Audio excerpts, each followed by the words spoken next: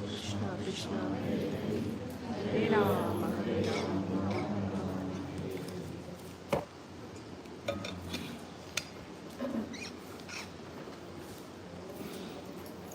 Hare Krishna, Hare Krishna, Krishna Krishna, Hare Hare, Hare Rama, Rama Rama, Hare Hare.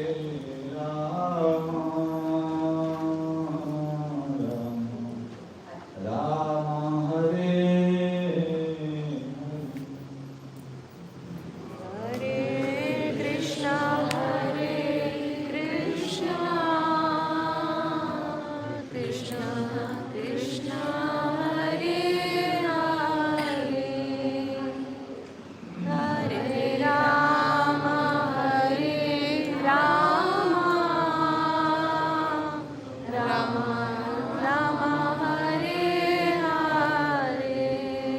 Namo Vishnupadaya Krishna Prasthaya Bhutale Srimate Bhaktivedanta Swami Dinami Namaste Saraswati Gauravani Pracharine Nirvishesha Shunyavadi Paschavate Siddhayate Bhutei mahadvijayman puravibhu nirmaya sekhe jalamu supurusha bhunte gunan sorasa sorasatmaka saram krisista bhagavan vachansimi Om Namo Bhagavate Vasudevaya.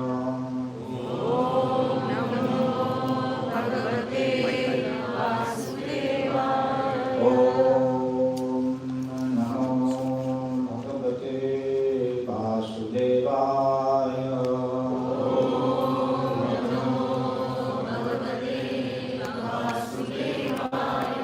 Om Namo Bhagavate Vasudevaya. Sorry.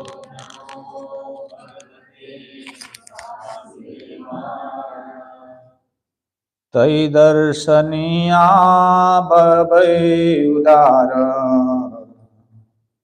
तैर्दर्शनीया भवै उदार विलासहासे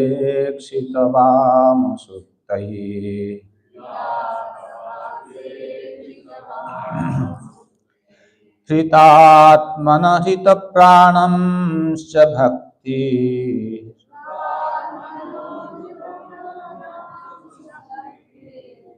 अनिच्छतो मे गतिमन्विं प्रयुक्ते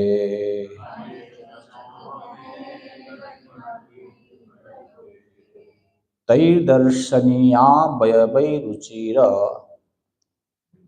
तैर्दर्शनीया वयवै उदार विलासहास्यक्षित वामसुक्तै हृतात्मन हित प्राणंश्च भक्ति अनिच्छतो मे गति अणमिं प्रयुक्ते.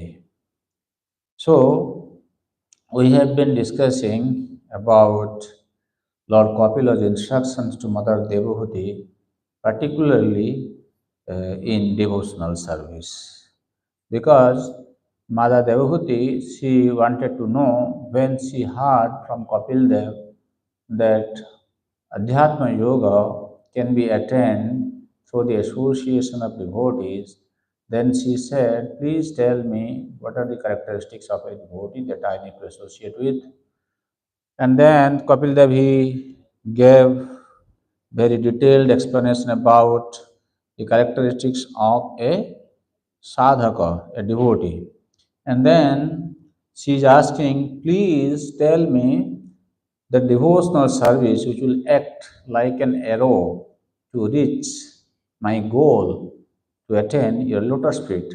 So then she has been, Lord Kapil Dev, first of all, he gave general description of Suddha Bhakti, pure devotion, Uttama Bhakti.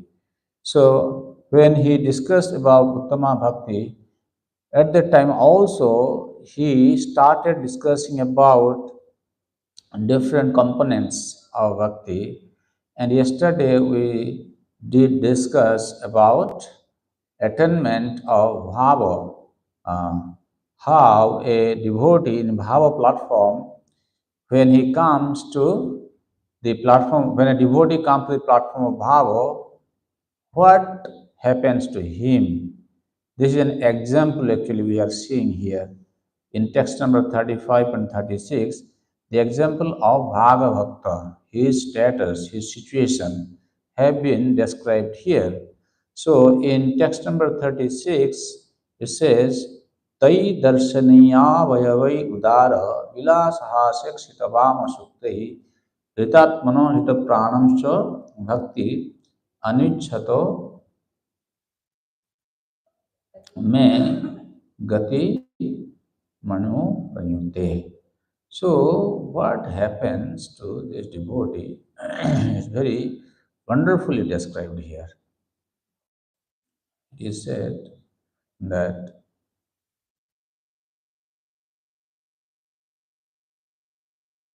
tai darshaniya vayavai udara vayavai, upon seeing the charming form of the Lord. Darshaniya. Darshaniya means it is worthy of seeing.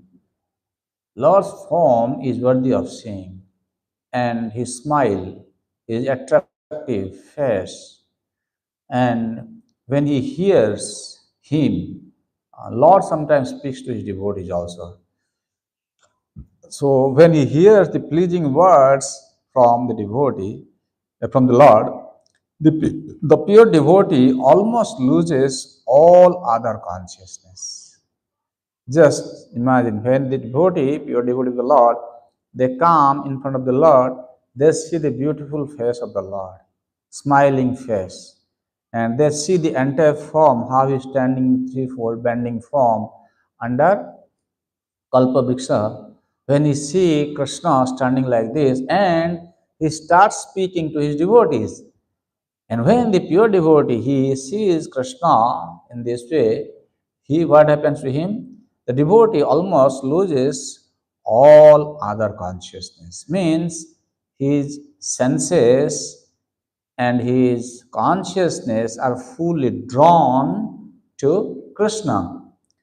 That means the devotee's senses are no more interested in material engagements, and he becomes absorbed in devotional service. Thus, in spite of his unwillingness, he attains liberation without separate endeavor. That means those who are jnanis, they engage in devotional service to some degree, not predominantly, because they want to attain liberation. But these devotees who are on the platform of bhava, without even seeking liberation, this liberation is a byproduct automatically. Byproduct means when you go to a mill, rice mill, you bring paddy, right? Why you want to bring paddy? Because you want rice. That is the goal. And in the meantime, what happens? You get the waste, right? So in that way, this byproduct, liberation is as a byproduct, devotee attains. So here, Sri Vishnu Chakravarti Thakur is saying, Mad darsanadi madhurjena sa chamatkaram anubhuyamanena. Means when the devotee sees the beautiful form of the Lord, he feels so much, he is thrilled with joy. At that time, Brahma Sajujya Sya Aruchakatva. That means at that time, devotee don't have any interest about Brahma Sajujya. Darsaniya Ati Manoharaje Abhayava. Krishna, and who sing Sri Krishna Rama Dyangani Tai Udara Bhakta Pradataro. He says he is very, very magnanimous. Krishna is very magnanimous. Means he always fulfills the desire of his devotees. That's why he is Udara. And his avayava, his limbs are very, very attractive. Whose limbs? Here Vishnu Chakravarti Thakur is saying, Sri Krishna Ramadi means Krishna, Balram, or you can say also Ramchandra in that way also. So their form is very beautiful. Bilasadaya Jesu. Tai and Bilasa means his pastimes. Sometimes Krishna in Vrindavan he is going with the boyfriends to herd the cows. That Leela called Bilasa, that is his pastime, and they are very, very attractive for such a devotee. Tai Hrita Mana Pranastvat Anichatopi Bhaktan Bhakti Anvigating Panukteopi Bho Bhakta Brahmaika Rupam Bhakti Gृह्णातु iti Prayoga Matram Karoti. No to datum asakyam.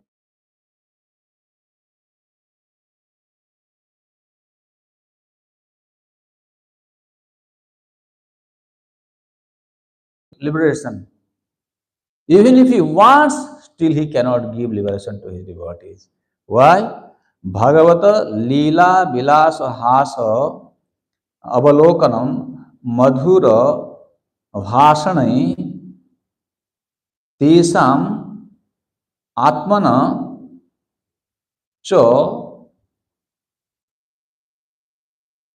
Choritattvena Sampradana Abhavaditi Bhava. Why Krishna, when he is saying, come, my dear devotees, I want to give you liberation, he is not able to give this liberation to his devotees. Why? For example, you just imagine you have something in your hand. I say, come, I'll give you something. Well, he cannot take it now. Right? Your hand is now filled. How can I give you something? So similarly, Krishna is saying that I cannot even if I want, I cannot give liberation to my devotees. Why you cannot give? Because all their limbs, the devotees' senses are fully absorbed in relishing the sweetness, the beauty, the pastimes of the Lord. Even if he wants to give them liberation, he cannot give them because they are so deeply engaged in Krishna consciousness. Make sense? That's why I gave the example of if your hand is filled with some object, even if I want to give you something, okay, you cannot take it right now because your hand is full, right? So this is what you should be doing. You should perform your bhakti in such a way that even Krishna will not give you liberation. So then he's saying in the next verse, text number 37, Lord's special parental affection is shown. Lord is the Father for all living entities, and his special parental affection is shown in text number 37. Atho vibhutim mama maya vi mama maya vina तामैश्वर्यमष्टाङ्गमनु प्रवृत्तं श्रियं भागवतीं व्यास्पृहयन्ति भद्रां परस्य मे ते स्नुषुवेत्नुलोके. He's saying, thus, because he is completely absorbed in my thought, means because the devotee is completely absorbed in Krishna's thought, the devotee does not desire even the highest benediction obtainable in the upper planetary systems, including Salukya. Therefore, the verse says, Diyamanam Nagrinate. Salukya, Sasti Samipya, Sarupya, Katyamaipyuta, Diyamanam no grinhanti vinamat sevanam jana. The devotees, they don't accept even Salukya, Sasti, Samipya and Sarupya Mukti. Salukya means residing in the same planet with the Lord. Sarupya means having the same bodily form of the Lord, as of the Lord. And Sasti means having some kind of opulence of the Lord, or residing in the same planet near him, Samipya Mukti. Diyamanam. Even if Krishna wants to give, no granhanti. The devotee they don't want. Why? They want only service. Service is so pleasing to the devotees. Bhaktivinoda Thakur says, Seva Sukha Dukha Parama Sampad Nasoye Avidya Dukh. The suffering we are at the moment going through because of avidya will be eradicated when we are engaged in his service, devotional service. So, he the devotee even doesn't desire eight perfections, Ashta Siddhi, right? Anima, Laghima, Mahima, all these siddhis. They don't want. Uh, Nor does he desire to be elevated to the kingdom of God. Why? Yet, even without desiring them, the devotee enjoys, even in this life, all the offered benedictions. This is parental affection. That means a devotee, when they are completely surrendered to the Lord, they don't have to think of even their maintenance. One verse says, Bhojanachadana Vritha chintam vritham kurvanti Vaishnava. A Vaishnava should not unnecessarily bother about his clothing, his house, his food. Why? Just like a child. Have you seen any child? They bother about their food, shelter, clothing. They never bother, right? Because they know my father is there. Whatever is needed without child asking for it, father is already supplying it. You have this experience because you all are father. Before your child asks for anything, you already kind of make the arrangement. So similarly, even though devotee they don't want anything, still he keeps on supplying them. This is the beauty of Krishna consciousness. Uh, Sometimes some people they feel, oh, if you become Krishna's devotee, then Krishna is going to take away everything. But Krishna is not going to take away everything. He will take you at the same time, he will give also. Why Krishna is taking away? Because those things are impediment in Krishna consciousness. And sometimes, some people who are near us, they also take advantage of the situations. So Krishna wants to make sure that this person is fully dedicated to me, to Krishna. So he makes an arrangement in that way. So that's also another form of mercy. So here, the devotee, even if they don't desire anything, but still Krishna keeps on supplying them because he is the seed-giving father. That's what he has already told in Bhagavad Gita. Now, in text number 38, this Raganuga bhakti is being described.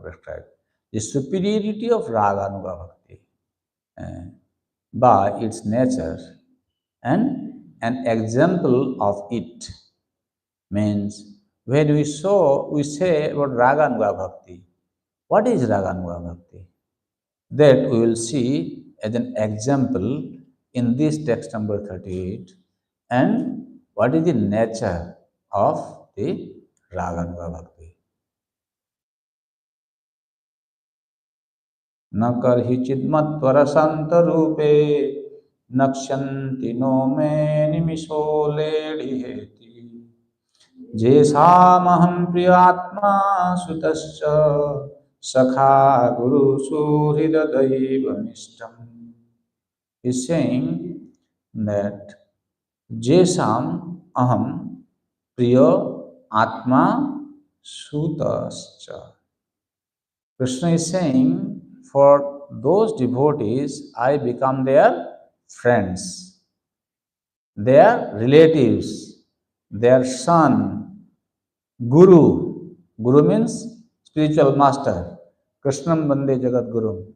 And benefactor, also the supreme deity. Means Krishna is the object of their worship. They don't want anyone else but Krishna to worship him. So here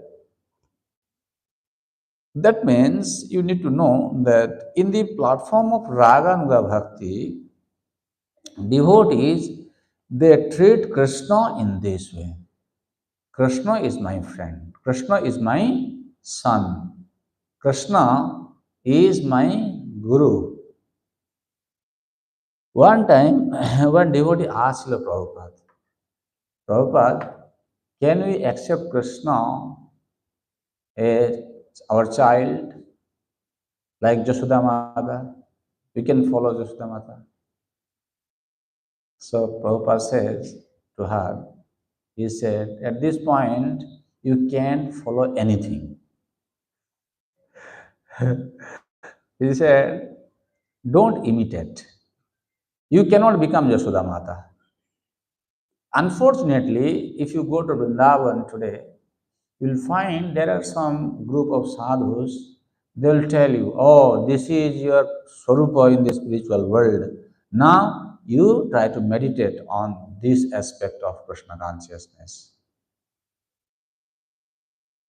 See, they practice that you accept Krishna as your. Let us take a particular example. Somebody is thinking to cultivate Krishna consciousness. How? By accepting Krishna as his friend. Then he is meditating now. It is 8 o'clock in the morning. Krishna is going to leave Nanda Baba's house. All the boyfriends they are coming with a stick, with a bag of prasadam, and now Krishna is ready. He is coming out and he is going with the calves and cows in the forest of Vrindavan. Now he is in the Bhandirbhat. Now they are hanging their lunch pack and they are playing. So you go on meditating this. He is saying. But this has become very artificial. He doesn't have that kind of taste. He because Guru has told him he's doing like that.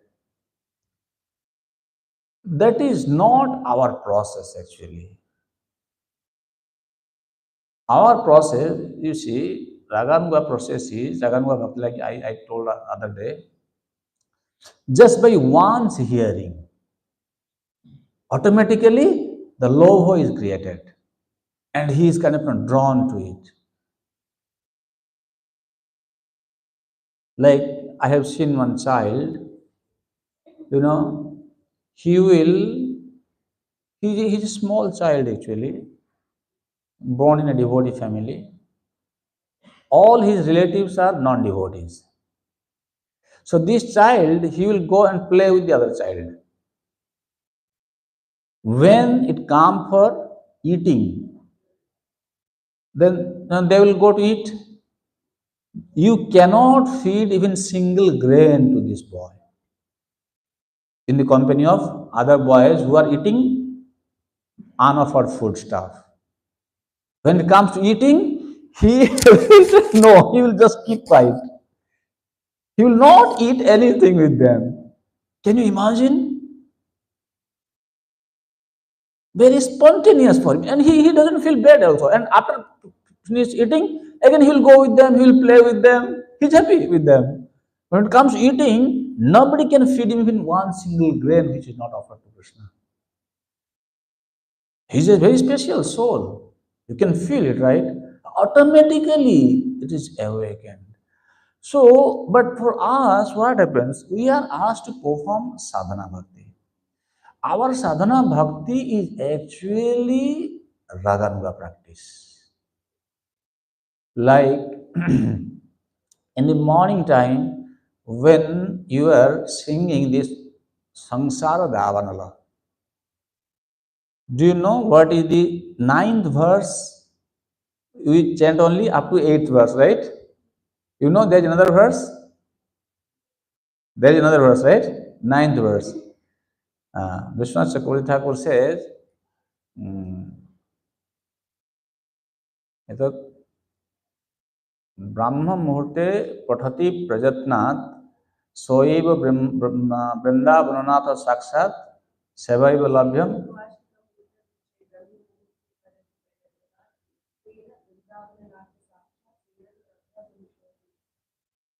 Starts with Srimad Guru Ashtakam Etaduchair. Srimad Guru Ashtakam. This Guru Ashtakam, these 8 verses, anyone who chants early in the morning, Uchay, with loud voice, that means who is doing kirtan, okay, what happens? Soeva Vrindavananath Sakshat. He will directly attend the loving devotional service unto the lotus feet of Vrindavananath. Who is Vrindavananath? Brajendra Nandan, Shyam Sundar.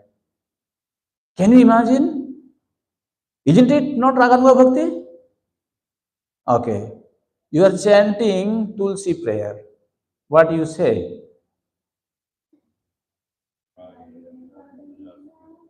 Huh? Glas kunje diovas. Seva adhikar diye karo nija dasi. She is very confident. She is a confidential servant of Krishna, and you are asking her that please engage me in Krishna's service. Right? Bhagavatam you are reading. Bhagavatam, you hear all these different pastimes of Krishna. Right? These are all actually act of Raganuga Bhakti. So you don't have to think of creating something that Krishna is my son, Krishna is my lover. No. What will happen when we hear these narrations from the pages of Srimad Bhagavatam? That attraction has to be naturally awakened. That means, Srila Bhaktivinoda Thakur, he gives an analogy. He says, when a magnet is brought, or when a piece of iron is brought near the magnet, when the iron piece acts according to its property, automatically gets attracted to the magnet. Means magnet actually attracts the piece of iron, provided it is not rusted, it is pure iron, isn't it? Similarly, when we are studying these pastimes of Krishna, we are hearing from the lips of a pure devotee, it is like a magnet. And when we remain pure, we will automatically get drawn to that pastime. So devotee will feel there is no question of artificial endeavor that I need to find my way. No, you just be a normal sadhaka, like we were discussing yesterday. His senses are perfectly equipped with following the Vaishnava Achar. He knows what to see, what to hear, what to eat.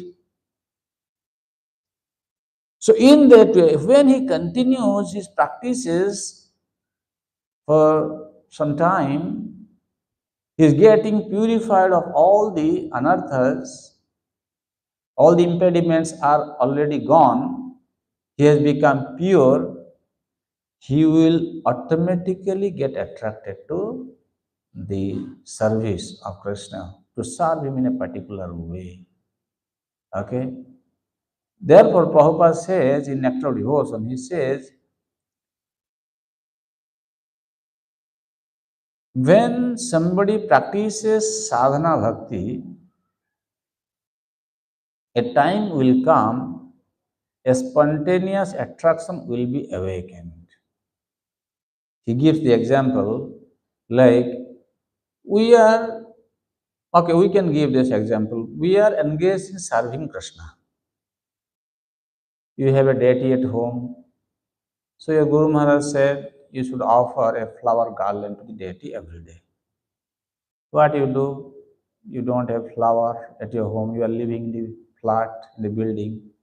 So you go to the market, to a flower shop. You get one garland, offer to the deity. Because Guru Maharaj has said to me to offer a garland to the deity. Every day you are doing that. As you continue doing that, after some time, one day, you feel like every day I am getting this, flower is very dry, it's not good actually, Maybe today I should buy a fresh flower. This desire will automatically come. Then you are looking for a fresh flower garland. After some time, the same mind will say, maybe, Krishna likes, I heard a class, Krishna likes fragrant flower, that fresh fragrant flower. Maybe I will find where I can get some fragrant flower. Then he's going and buying a flower garland which has got nice fragrance, very fresh, not the old one. Then one day he thinks, well, today Janmashtami is coming. I should prepare a nice garland for Krishna. And he will cook all different varieties of preparations for Krishna. Nobody is asking him. That is called Raganuga Bhakti. Automatically his spontaneous attraction to serve Krishna is awakened. This is natural process. Because as I said, you remember yesterday we heard one verse, it says that um, what is that, 31, 32? Says, I'm forgetting that verse, Jara tyasuja kosam nigirnam analajatha. So the subtle body is automatically burnt out. That means all the impurities are burnt out through the process of Nirguna Bhakti. That means the practices what we have been asked to follow, if we dedicatedly practice the standards of Suddha Bhakti, automatically you are being purified. That means pure consciousness will work. We don't have to kind of make separate endeavor. As I said, when iron is pure, it's getting attracted to the magnet automatically. So all these pastimes are there. Then you don't have to kind of see, oh, what is my relationship? What is my swarupa? No, it will be revealed to you. What is the proof?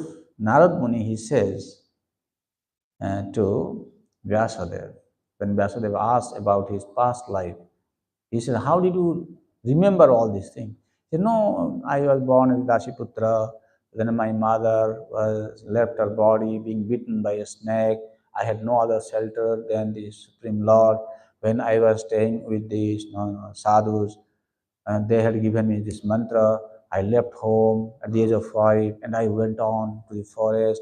I was chanting this mantra and then I got the darshan of the Lord. Huh? So there is a kala pradurabhut kale tadit savdan nahi jata. Simultaneous disappearance of this material body and attainment of the spiritual body will take place simultaneously and by Krishna's mercy.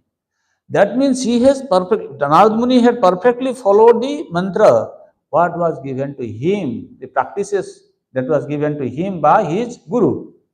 So we have to have spiritual masters to follow the practices carefully. And then automatically we will know how to serve Krishna. We don't have to have any artificial way of serving Krishna. Like here say, Krishna is my friend, Krishna is my relative, Krishna is my son. So you don't have to worry about that. That is our practice. That's why Prabhupada says that don't artificially try to imitate Mother Jasoda. No. You just follow. Following means listening. Okay? Yes. What you explained right now, Uh, is that a linear process and then one does sadhana bhakti and then eventually gets to raganuga bhakti, or is it more like a cyclical process? There are spurts in which one experiences feeling of raganuga bhakti also and then comes back to doing the sadhana and then Raganu is also a sadhana. Maybe see, there are two types of sadhana. One is Vaidhi sadhana, another one is Raganuga sadhana. Raganuga sadhana, he is spontaneously attracted, and but at that time, whatever he is doing, that is according to the scripture. Okay, let us say one thing. Actually, scripture means, for example, like I can give one example. Jagannath's pastime, you might have heard this. Jagannath used to go to eat khichdi from an old mother. You know this, right? Uh, so the sadhu is saying, no, no, no, no, you cannot feed him like this. You know, you have to be very pure first of all, take bath, then cook for him. So then she took bath, taking long time. Krishna is waiting, Jagannath is waiting for khichdi. When you will give me khichdi?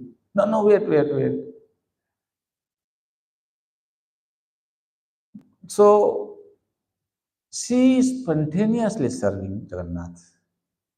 Okay. Similarly, when somebody comes to the platform of raga, she will know how to serve Krishna. But she is not disrespectful to the Brahmana, to the Vaishnavas, to the Shastras. She is not whimsical. This lady, when Brahmana came and told her, oh, you don't know, you have to do like this. She said, oh, okay, okay, okay. I didn't know. Maybe Lord is not happy with me. She was following that. But Krishna, Jagannath was very happy with whatever way she cooked for him. So the point is here that spontaneous attraction, that love, unless it is awakened, everything will be in the artificial platform. And then artificial platform, you cannot please Krishna. Therefore, there are some strict rules and regulations has to be there. People say, oh, ISKCON has so many rules and regulations, You can eat this, you can do this, you can go there. Why so much restrictions? Other religious people, that don't put so much restrictions. Because we want you to attain love for Krishna. That love cannot be awakened when you are becoming chaotic. So therefore, the practice has to be perfect. So what you are saying?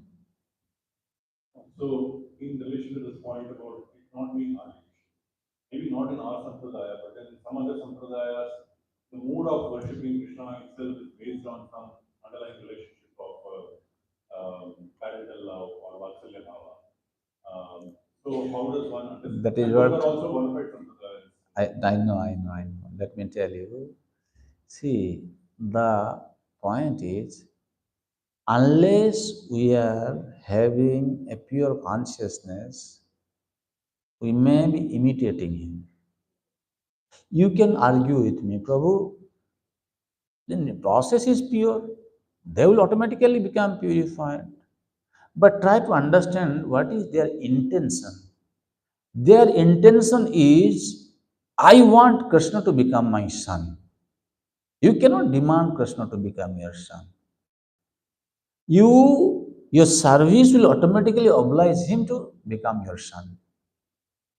So when they have already conceived some idea in their mind that I want to serve Krishna like that, and they are doing that, that is imitation.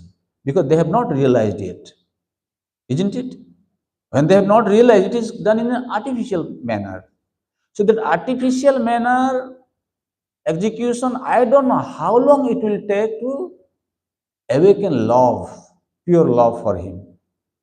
On the other hand, who just simply serving and everything he is leaving unto Krishna, maybe in this lifetime he will achieve his goal, his relationship. So, why we are against that practice is considering the current status of age of Kali, where living entities are too much contaminated. In this contaminated consciousness, you cannot follow anything. Means whatever you are doing with your contaminated senses is not perfect. Therefore, at least you follow this pure devotional service, because that is going to create a situation in your life which will attract Krishna's mercy to you.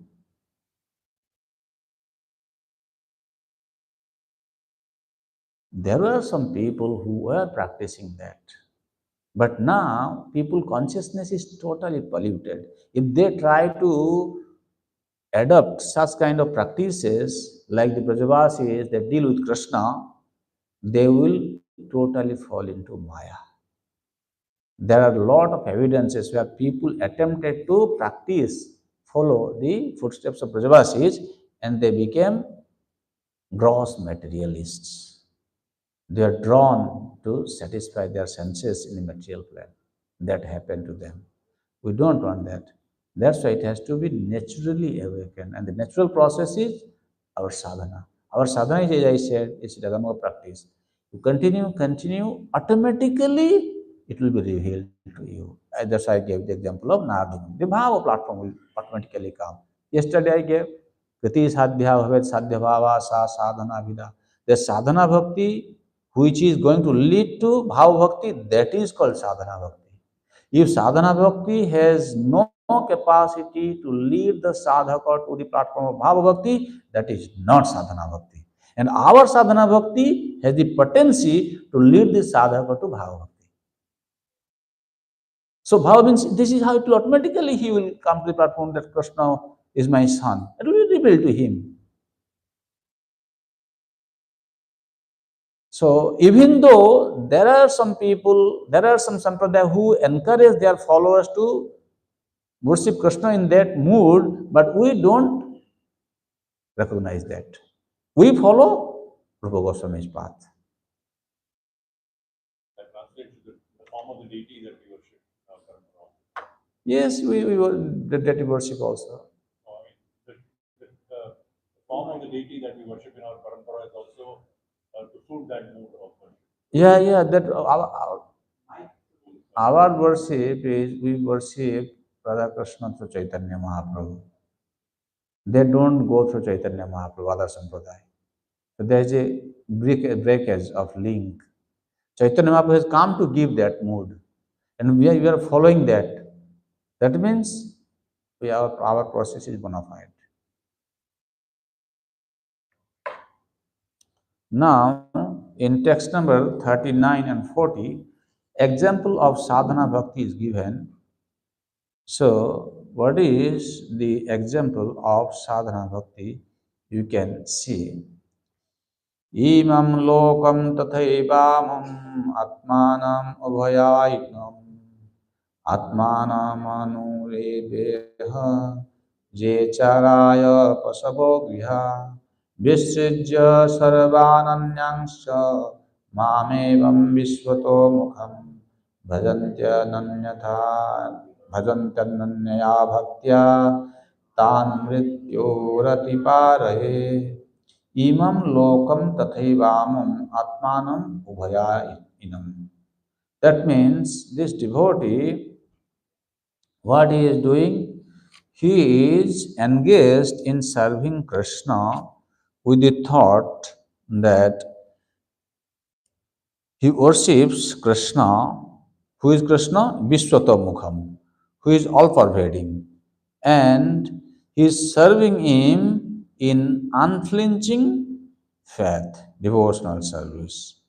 Uh, at that time, what he does, gives up all aspirations to be promoted to the heavenly planets or to become happy in this world. Imam Amum means Imam means in this world, Amum means the next world in the heavenly planet. He doesn't want any kind of happiness in this world or the other world with wealth, children, cattle, home, or anything in relationship with the body. I take him to the other side of the birth and death. That means when one is just following this practice, uh, that he has given up all his engagement, attachment to the worldly relations, that may be in form of wealth, children, house, even animal, uh, then Krishna is saying, I will take them. Philosophy is matching, right? As I was saying, Krishna actually gives. Not that you can get it by your own endeavor. No, that is not our process. And that is also Krishna is telling here. Then, nanyatra bhagavato nanyatra mad bhagavato pradhana purusheswarat atmanah sarvabhutanam bhayam tibram nivartate. The terrible fear of birth and death can never be forsaken by anyone who resorts to any shelter other than myself. For I am the Almighty Lord, the personality of Supreme Personality of Godhead, the original source of all creation, and also the supreme soul of all souls. So that means when Krishna is served in this way, the devotee is automatically going to achieve him. Uh, then he is speaking about his opulence, that madbhayat bhati bhatayam suryastapati madbhayat varsatindro dhatyagni mrityushcharati madbhayat. So all the different demigods, they are working under his direction. Uh, and then jnana vairagya yuktena bhakti yogena yogina क्षेमाय पाद मूलम में प्रविशन्त्य कुतो bhayam.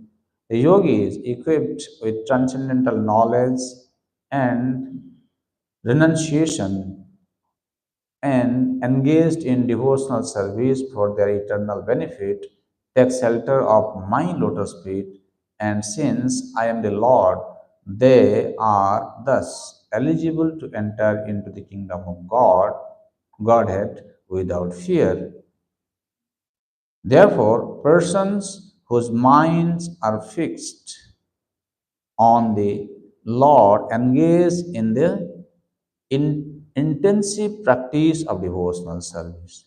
That is the only means for attainment of the final perfection of life.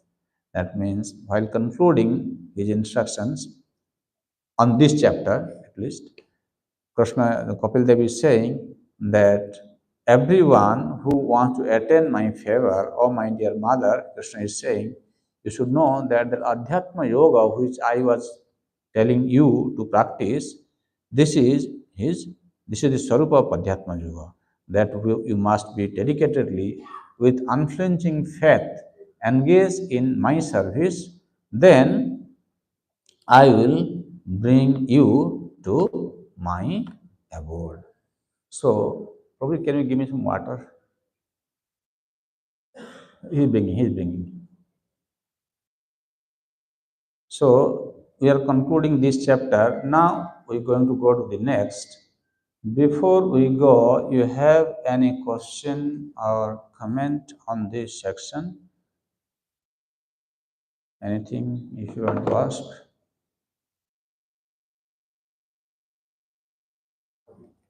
Yes, Prabhuji. So the last verse is Tivrena Bhakti Yogena. Tivrena Bhakti Yogena.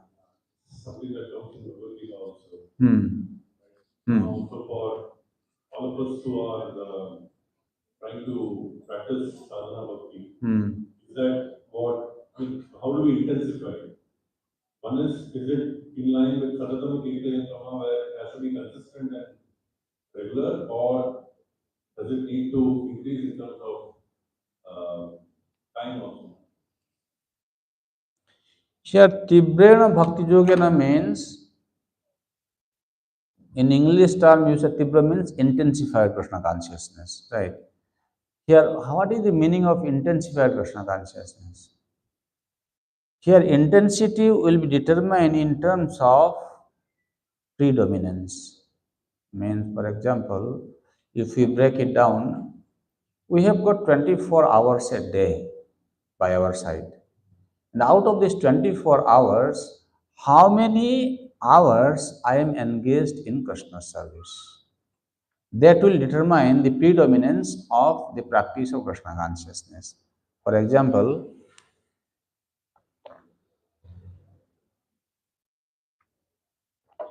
you wake up, maybe spending just half an hour maximum or maybe 15 minutes time to do arti quickly, then go to office for how long? 8 hours, 10 hours, right? And then come back home, spending maybe another half an hour, evening time. Okay, total how many hours you spend? 45 minutes. Okay, maybe somebody a little bit more serious, he is spending 2 hours, 3 hours, 4 hours, very rare, right? How many of us are dedicatedly serving Krishna for 4 hours a day? Now you tell me, out of 24 hours, he is spending 4 hours. Which is predominant? Other activities are predominant, right? You cannot say this, whatever he is doing in 4 hours, that is predominant. So, another way also you can say that it can be predominant if the intensity is very high. Means that 4 hours time is not doing anything else. He is not checking on his mobile, he is not thinking of buying grocery, or he is not thinking of going to buy some vegetables, he is not, there is nothing coming. He is chanting, he is doing deity seva or reading. That time is fully for Krishna. So, either you try to engage most of the time in serving Krishna, or whatever time you are doing, you should do exclusively for Krishna. That time you should not have any other thoughts crossing your mind. Tibrena bhakti yogena, Vijeta Purusham Param. That means you are giving primary focus to Krishna's service. You don't want anything else at that time. But it becomes quite difficult. Why? We have got children at home, we have got other members in the family, they want our attention. But try to understand, Krishna says, you are a grahastha, doesn't matter. In executing your household responsibility, you have to spend so many hours. But this 1 hour time you are giving me, you give that 1 hour time to me. That time you don't divide that, don't share that time with anyone else. Make sense? He wants your exclusive attention. Krishna is very demanding.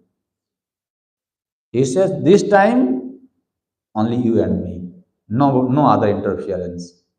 Then that becomes Tibrena Bhakti Yogena. Is it clear? So we have to see what it means by Tibrena Bhakti Yogena.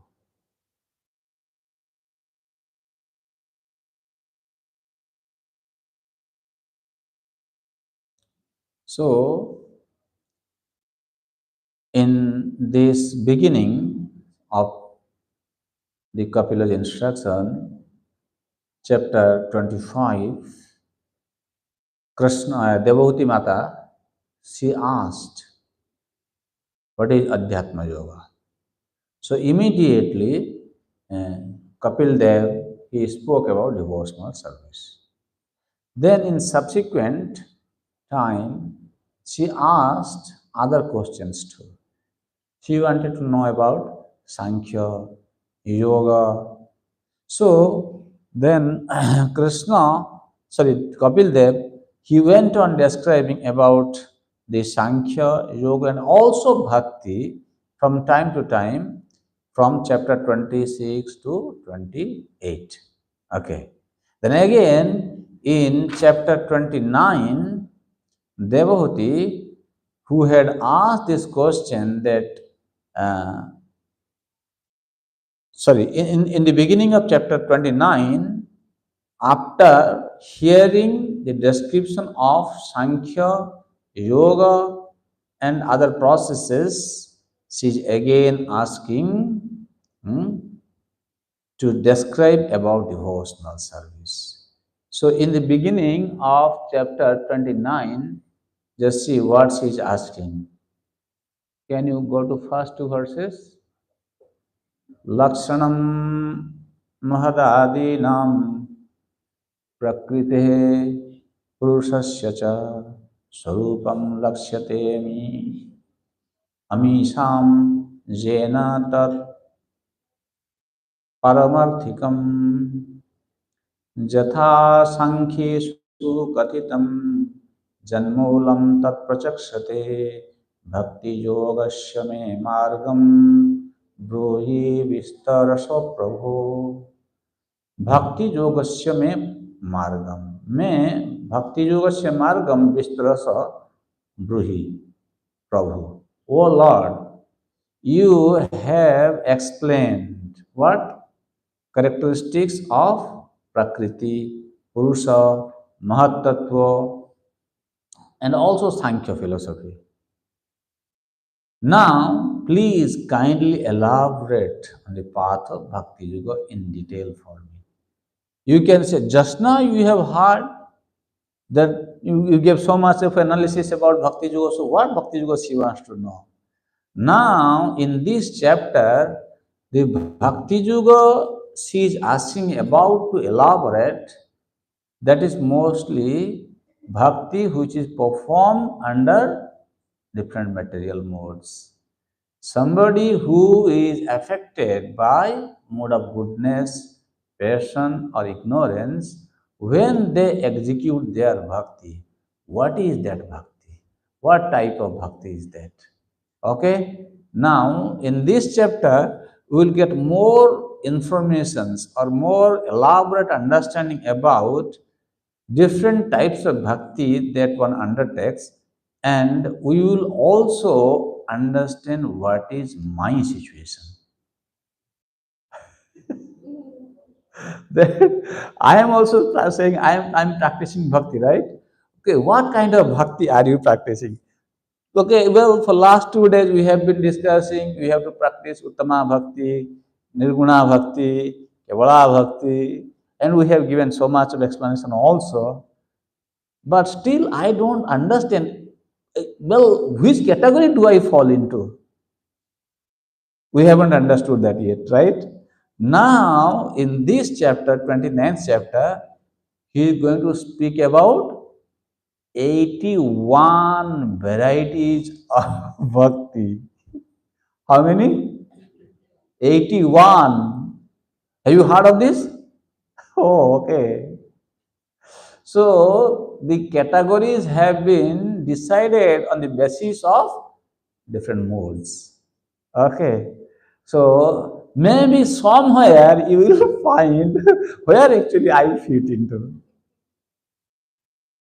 All of us actually fitting into any of these category. But anyway, so in the beginning, she is asking to elaborate on the path of bhakti. Even though she has asked the process of changing the body, uh, and also she wanted to know about the time. We are not going to discuss about those things. We're going to again see about only bhakti. As I said, the teachings of Lord Kapila is explained in 9 chapters, and because of the limited time we have been allotted to, so we will be discussing, focusing only the bhakti part. So, text number 7. Now,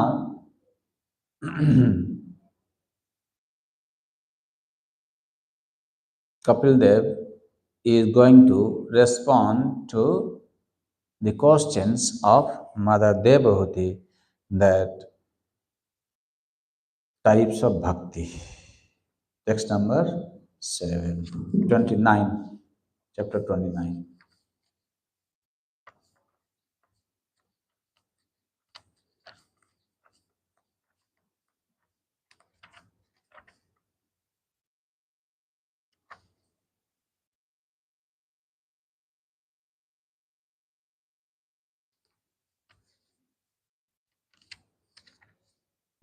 Sri Bhagavan Vacha. Bhakti yoga bahuvidho. Margair bhamini bhavyate. She is saying, Bhamini, oh my dear mother, the path of bhakti is regarded as having many branches. Swabhava guna margena. Why bhakti yoga is becoming many branched? Swabhava guna margena. Actually, all living entities are naturally disposed to a particular mood. So that moods they are in, either in the mood of goodness, passion, and ignorance. Again, in goodness also there are three categories. In passion also three category. Ignorance also three category. So which one is inclined to, accordingly his path will be described in bhakti. Did you understand? If somebody is predominantly affected by mood of ignorance, then his approach to devotional practice will be particularly affected by mood of ignorance, then his approach will be another way. If he is very, very deeply affected by mood of ignorance, then his approach also is going to become different. That's what I say, that when we read this, we will definitely find something for us, where actually I fit into this situation. So that is what she is saying, that Bhakti Yoga Bahuvidha, Margir Bhamini Bhavyate. There are many different ways. So Bhakti appears in many forms by particular action in a person according to his intention, and that intention is determined according to his dispositions to different modes. So Vishwanath Chakravarti Thakur says, now Kapila begins to speak about bhakti which is contaminated by the gunas. Bhakti yoga, which is of one nature, is known to have many forms according to the intention of the person. That intention becomes classified by differing actions of the gunas arising from one's nature.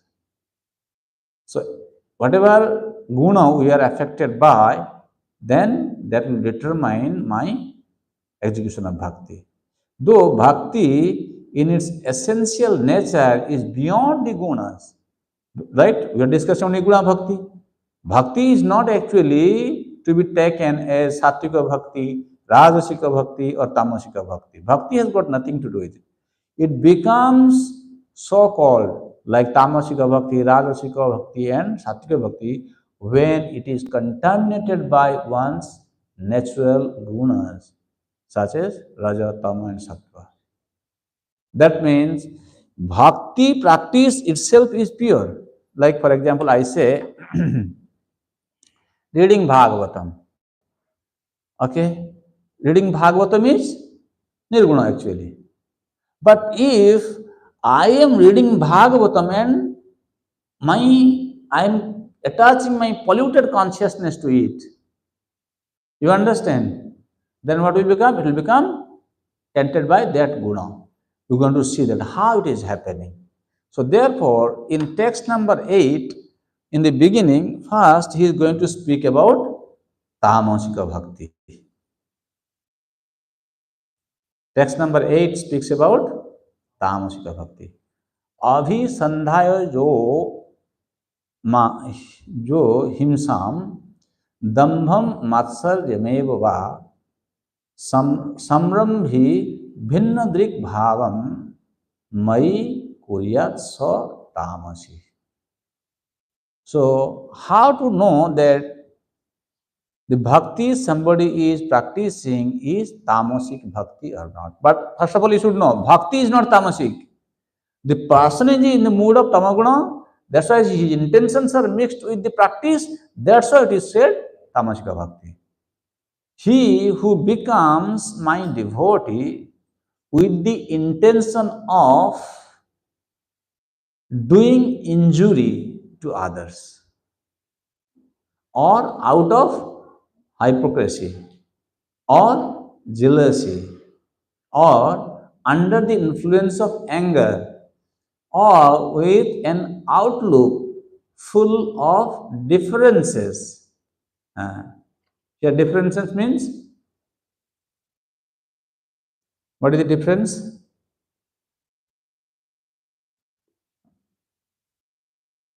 When he is suffering, that is very special. When other person is suffering, that is not special for him. His happiness is special for him. Other person's happiness is not special for him. That is the difference. Okay? He is called tamasika bhakti. So now let us understand one by one. First, he just comes this tamasa bhakti. Bhakti is tamasisyat iti bhaktum anuchityam. One should not say that bhakti is tamasi. It is inappropriate to say that devotion is tamasic. Why? Because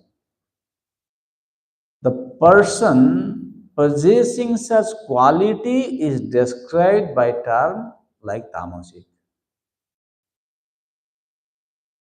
not bhakti itself. We have seen that. Now, in Brihad Naradiya Puran, threefold nature of tamasika bhakti have been defined. Again, this tamasika bhakti is of three types. What are that? Now, he is explaining. Jaschanyasya vinasartham bhajate shraddhaya harim. Phalavat prithvi pala sa bhakti tamasadhama. Okay, what are the three divisions in tamasika bhakti? Tamasa, adham, tamasa madhyam, tamasa uttam. Okay?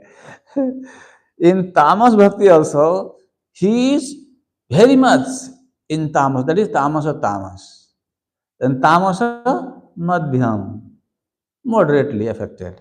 And tamasa uttam, he is not so much, he is kind of, better in tamaguna. In tamaguna also there are uttama, madhyama and kanistha. You laugh, I know. What is this? Tamaguna is tamaguna, right? But here first you see, how can you say he is performing tamasika bhakti? Measurements are given, saying, Jo anyascha vinasartham bhajate shraddhaya harim. This person has got a lot of shraddha, attachment to serve Krishna. Why he is serving Krishna? anyasya vinasartham. He is engaged in worship of the Supreme Lord with faith, but with an intention of causing harm to others. Have you seen some people doing practicing bhakti in this way to cause harm to others? Huh? Do you know this? Huh? BP? Diti. Oh. I am not talking about Diti here. I am talking about our devotees. Diti is very far. Don't talk about Diti here now. Not apparent. But no, I am talking about our devotees. Do you think sometimes devotees they also practice devotional service with an intention to cause harm to others? Harming other people? You don't know, right? Okay. I know some people, they are in Krishna consciousness. You know what do they do? To harm other devotee, they even apply black magic. We had a devotee in Middle East, disciple of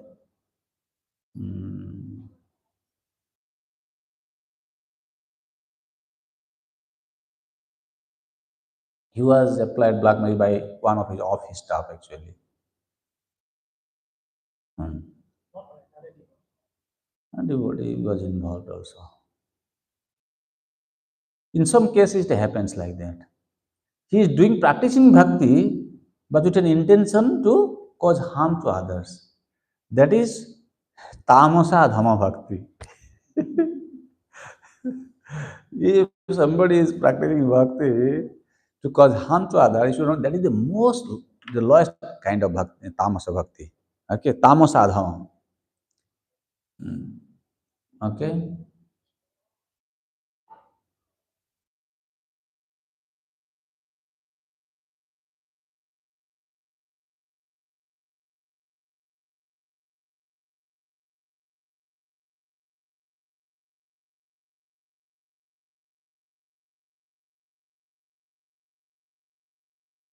So this kind of bhakti, when somebody is engaged in,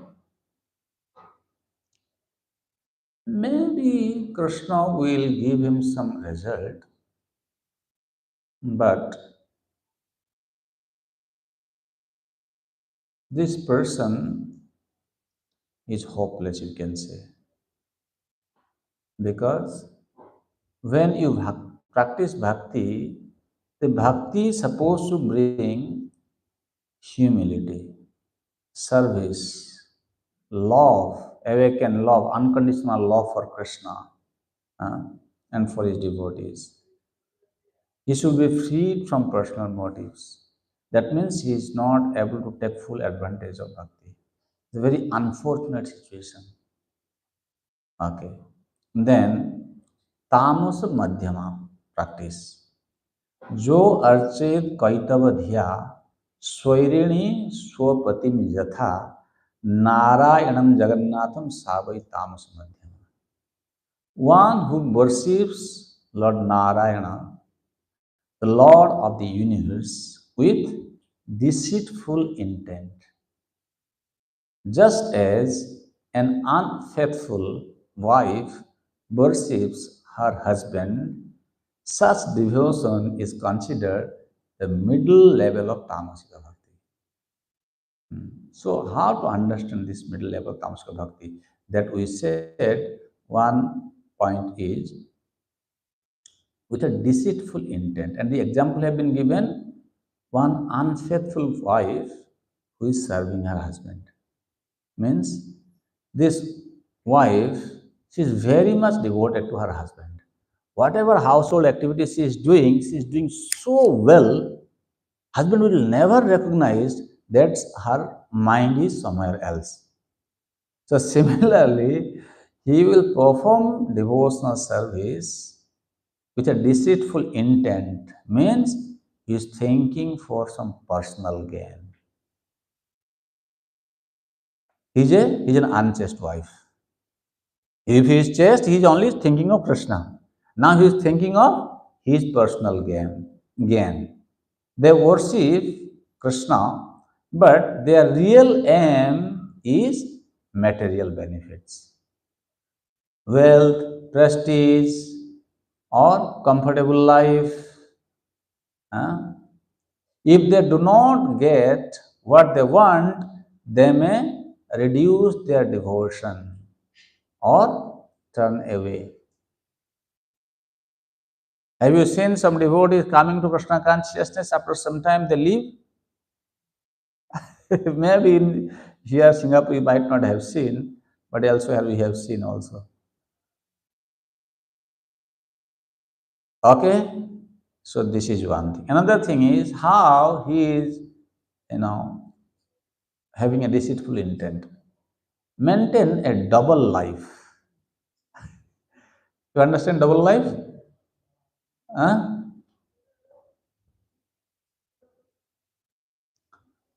Double life means, our we say, Prabhu, now you have taken initiation means no meat eating, no smoking.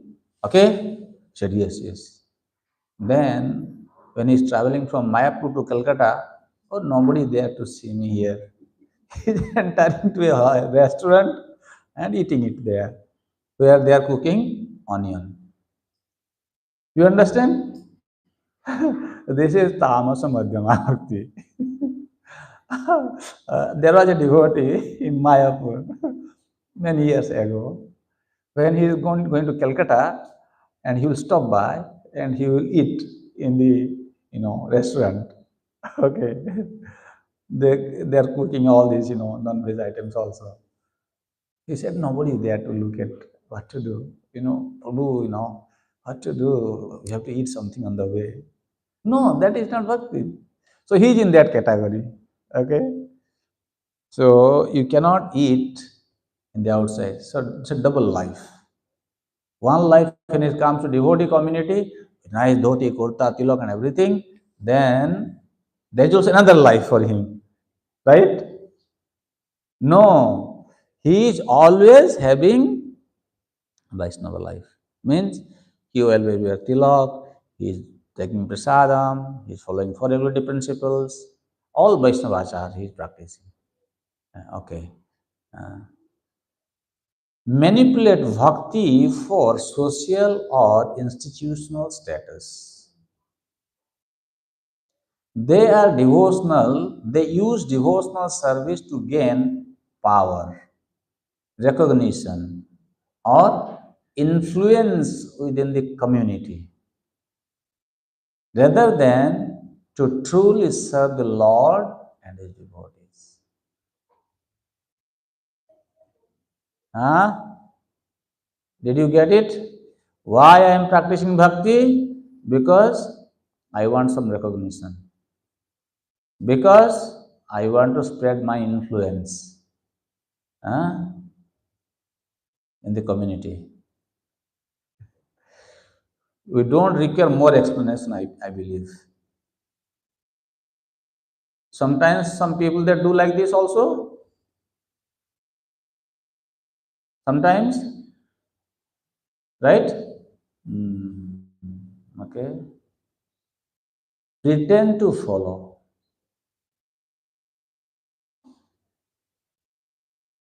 There is no real surrender. That means outwardly they chant, they read, they will engage in serving the Lord, but internally they are not truly surrendered to Krishna. They may only follow when it benefits them or when others are watching him. Okay? If it is going to give me a position in the temple council, then that's okay. Oh, okay. Today is Sunday, I should lead the kirtan because so many people are there. No, they'll watch me.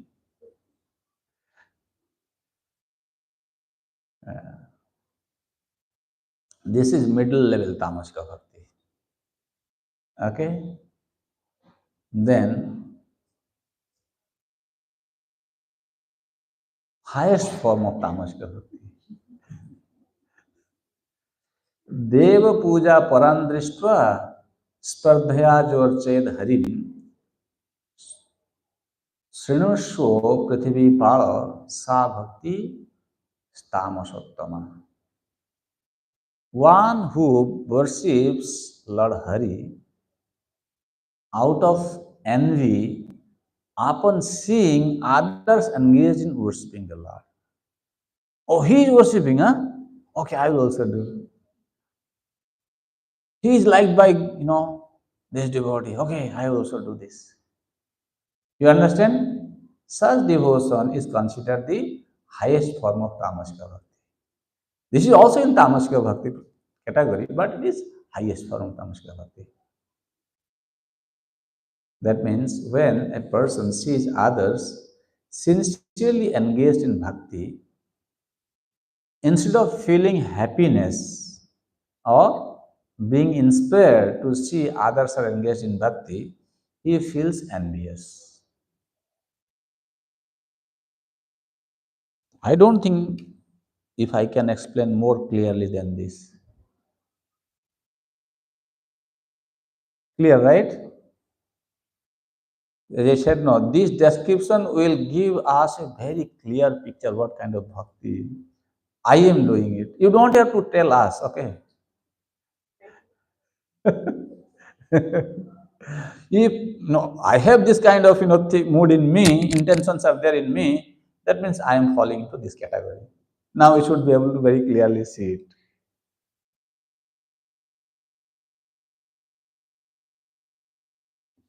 Competitive devotion. Sometimes we focus on ourselves being the best devotee. 1 minute, 1 minute, 1 minute. Sometimes we focus on proving ourselves as the best devotee. If we are attempting like that, then also we become tamasottama, the highest form of tamasic bhakti. Criticism of other devotees. Because their devotion is rooted in envy, they may constantly look for fruits in others,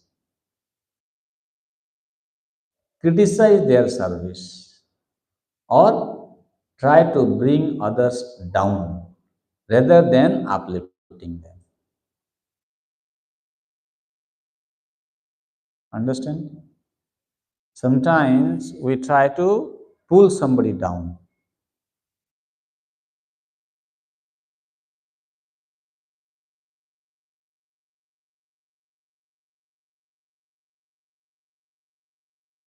Irritation at others' spiritual success.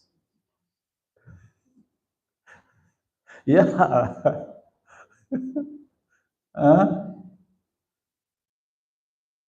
Instead of rejoicing when someone makes spiritual progress, they feel disturbed. Why he is so much, growing? They may even try to obstruct others' devotion, thinking, why should they advance more than me? No, they should not advance more than me. Do you sometimes see like this? Tell me. Huh? Yes or no? Yes. Now you can ask the question, Prabhu.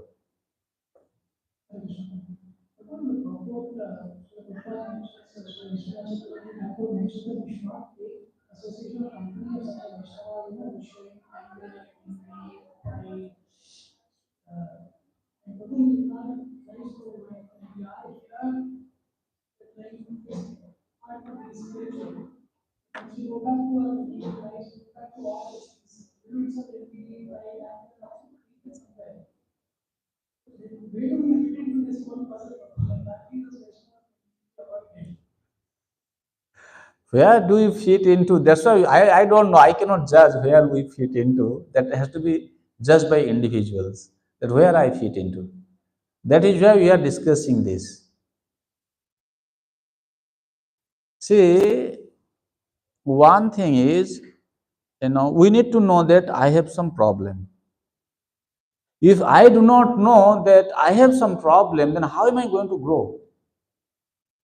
If I do not know that I have been affected by some disease, then why should I go to doctor? Otherwise, I will not go to the doctor to take medicine. So first of all, we have to detect. So this analysis is going to help us to know what level of bhakti I am practicing. Then we should try to rectify. Otherwise, what happens? Many times we just take it for granted. I am envious. Why he is growing faster than me? The subtle envy, because that envy is there, that's why sometimes I don't deal with him very easily. I don't want to meet him. I don't want to talk to him. I avoid him. Or I speak bad about him behind. These are all falling in the tamasic category of bhakti. So then we should not entertain that kind of practice. Then what happens? As you were saying, Prabhupada is saying, we should not associate with this kind of people. If I am in one of those people, then what is this? This is too much. You see, we are going in detail because we are doing this reading in the association of the devotees. I can otherwise just brush through it. No, I just wanted to go in a way that at least we are able to have a mirror to see my own image in devotional practice. Because this is Kapil Dev is speaking, not I am speaking. He has defined these three categories of Tamasika Bhakti, three categories of Rajasika Bhakti, three categories of Sattvika Bhakti. So,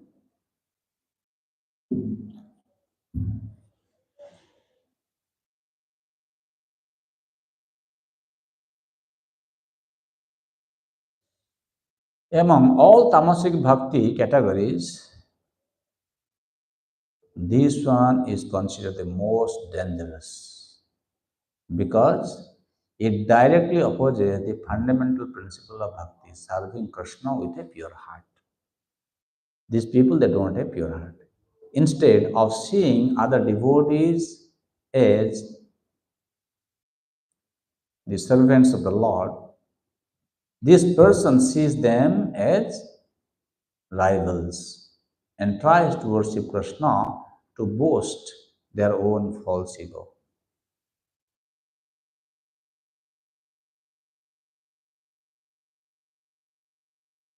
The only way to purify it is by cultivating humility, genuine appreciation for devotees, and understanding that Krishna is pleased not by competition but by sincere, humble service.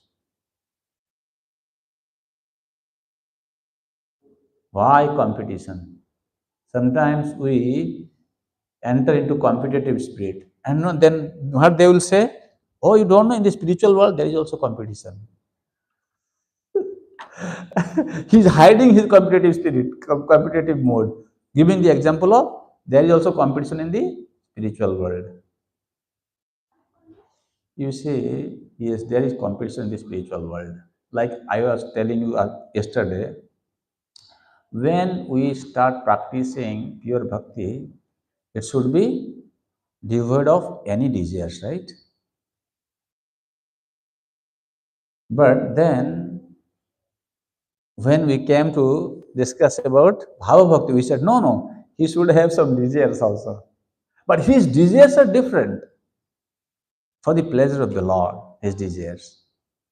But here I am saying competition is also there in the spiritual world because I want to boast myself off.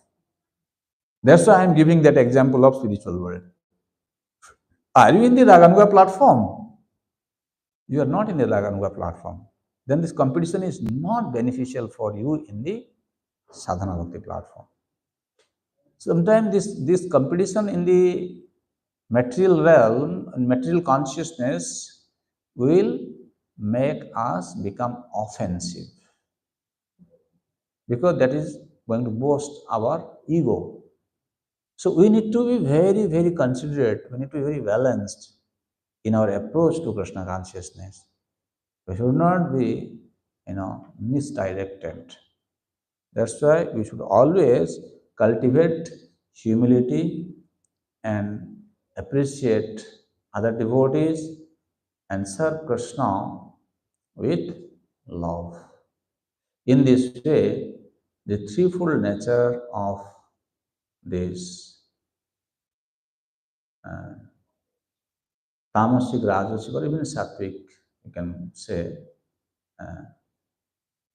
should be understood also. Now, Rajasa Bhakti is described in text number 9.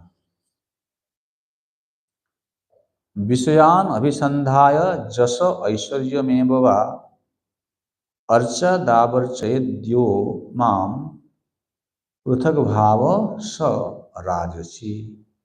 He who, with a motive for material enjoyment, fame, and opulence, worships deities in the temple and entertains notions of difference is a devotee of Rajasa type.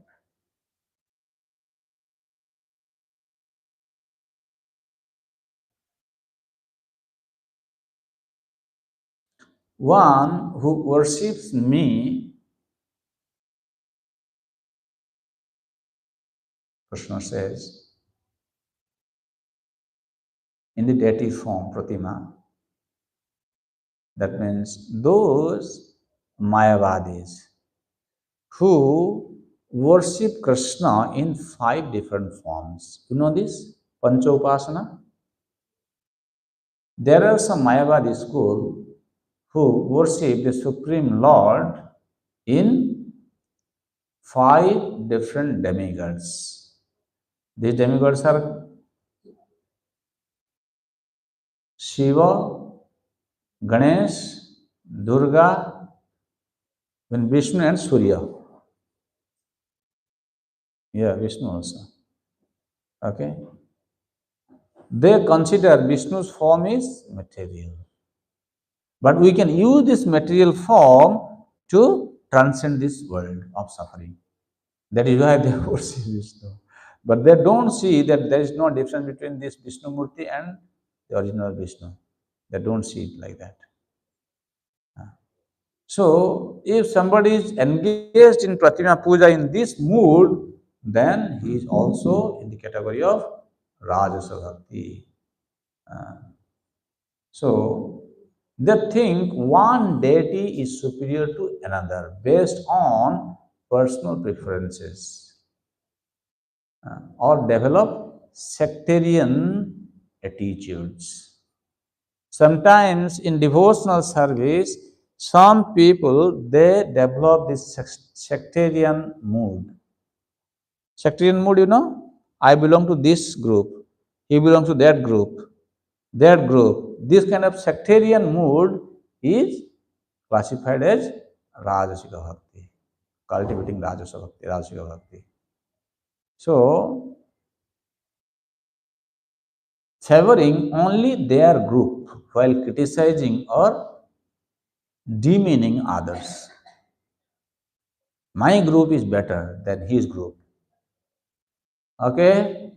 The groupism is not allowed in pure bhakti.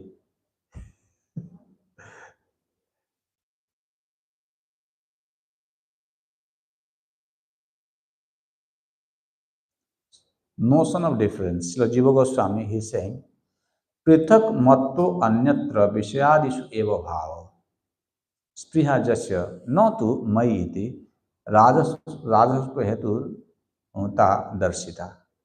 Means the disposition of having attraction to their spriha, the desires, not to Krishna. That is the cause of Rajasika Bhakti. When we have been practicing bhakti, but we have a desire for other things, then that is called Rajasika Bhakti. Then he speaks about, in this connection, same also you can say the pride and sense of superiority. Sometimes some devotees, they underestimate other devotees who appears to be having no knowledge or less knowledge. They try to undermine them, look down upon them. That is also Rajasika Bhakti.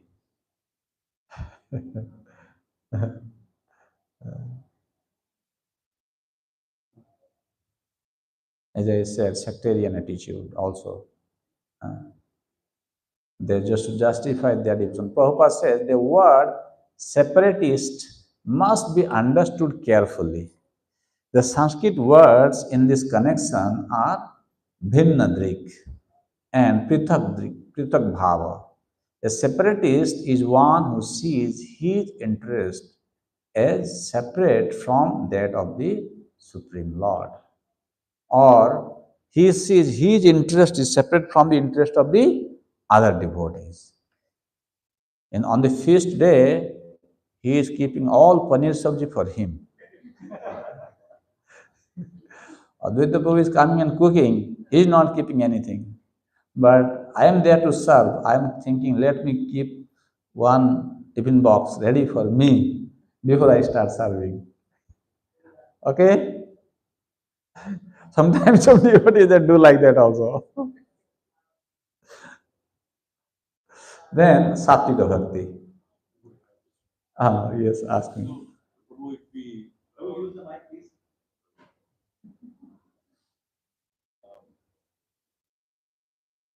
So, Prabhu, if we try and understand this verse in the context of Bhagavad Gita 7.16, does that mean those three categories, Artho, Arthati, and Jnana, so they will fall in this as Bhakti category? You see, Artha, Arthartha, Jigyasu, Jnani, they are also Kanishta Adhikari Bhakta. But here what we are discussing is, if I am infected by the moods, then what is my intention while cultivating bhakti that will categorize me into that box, whether I am on the platform of Rajasika Bhakti or Tamasika Bhakti or Sattvika Bhakti. This is what has been described here.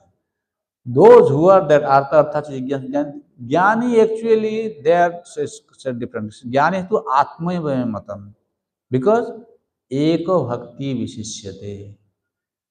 That Jnani is a special Jnani. He has got only and only mood fixed to serve Krishna. Eko Bhakti Vishishyate.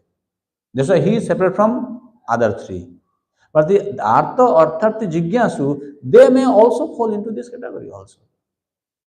Depends on how they are affected by the moods, what is their intention reflecting in course of executing bhakti.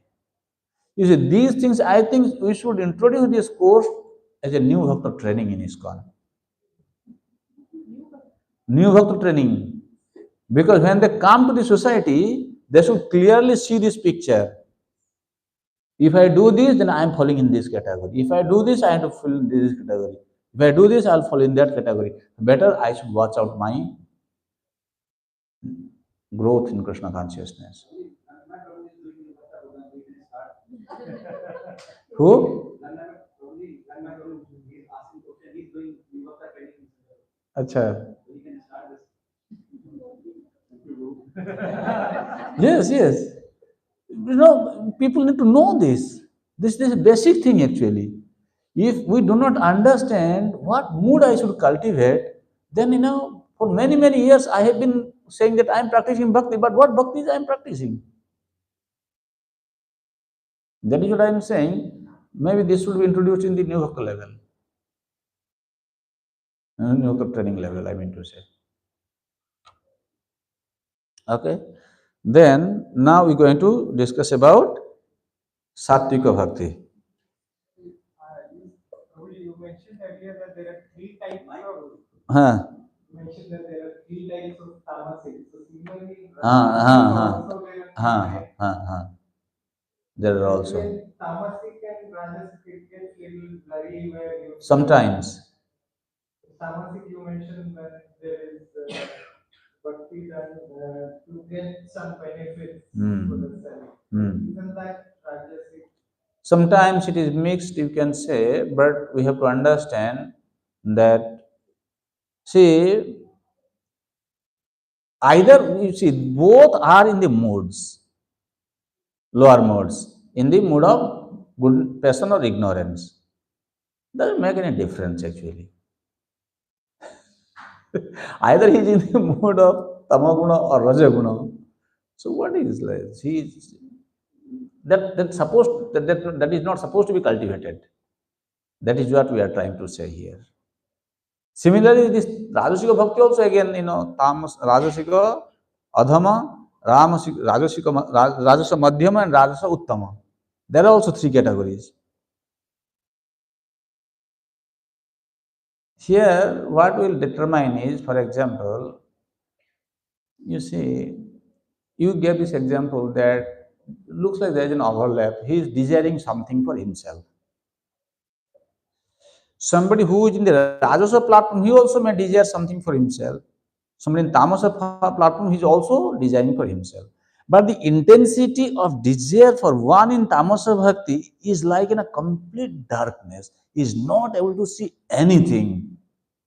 Maybe one in Rajasa platform, sometime he may give space for others.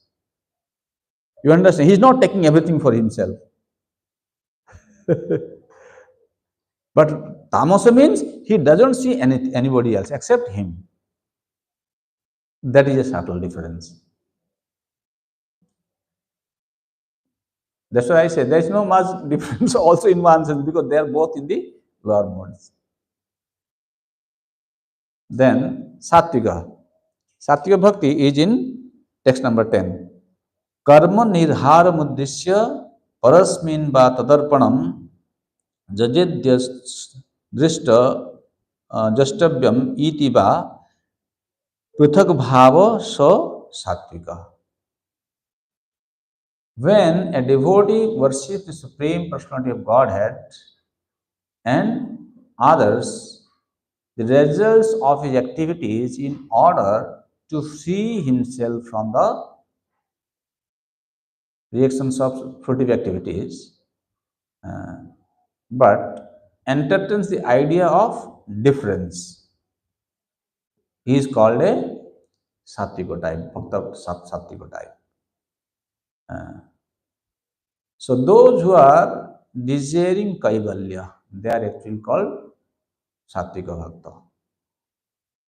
They are in the mood of goodness, who desire liberation. This word liberation is used in many different contexts. One is impersonal liberation. Another one is somebody is suffering. He wants to become free from that suffering. That's also a kind of liberation. That's also mukti. Okay. But anyway, if having that kind of desire to attain liberation, then it is becoming what? Sattvika, especially Kaivalya Kama. Those who are desiring to merge with the effulgence of the Supreme. कर्म निर्हारम मक्षम उद्देश्य परस्मिन् परमेश्वरे जो वा कर्मार्पणम कुरुते, जो one who worships the personality of Godhead and offers the results of his activities with an intention of being merged. And the goal of worship is to merge in the bodily effulgence of the Lord. Or the goal of worship is to destroy karma. Means some people, especially in India, they practice bhakti because they want to destroy their sin. Okay?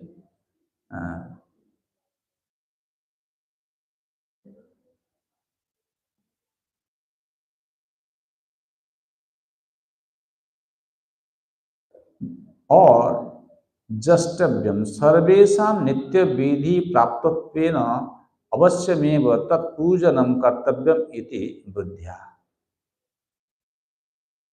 Sometimes some people they undertake some duties uh,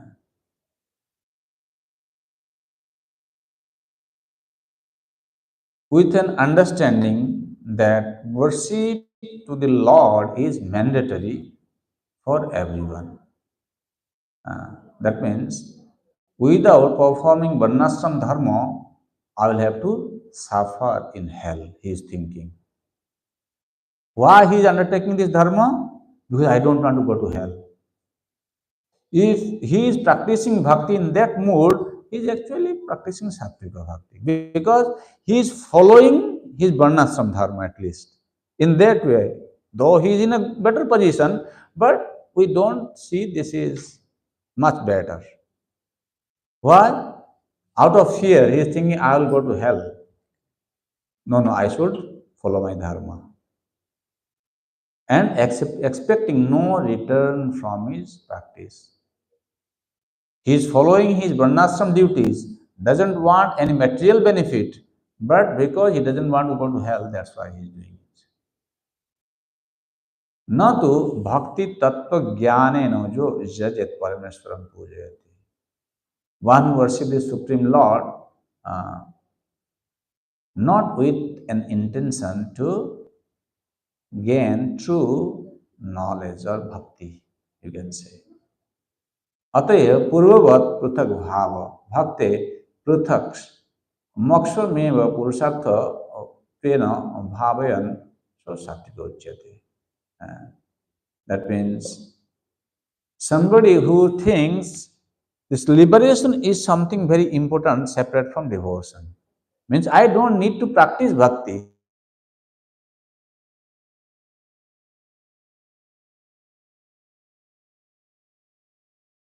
It is impossible, but he doesn't accept it. Okay.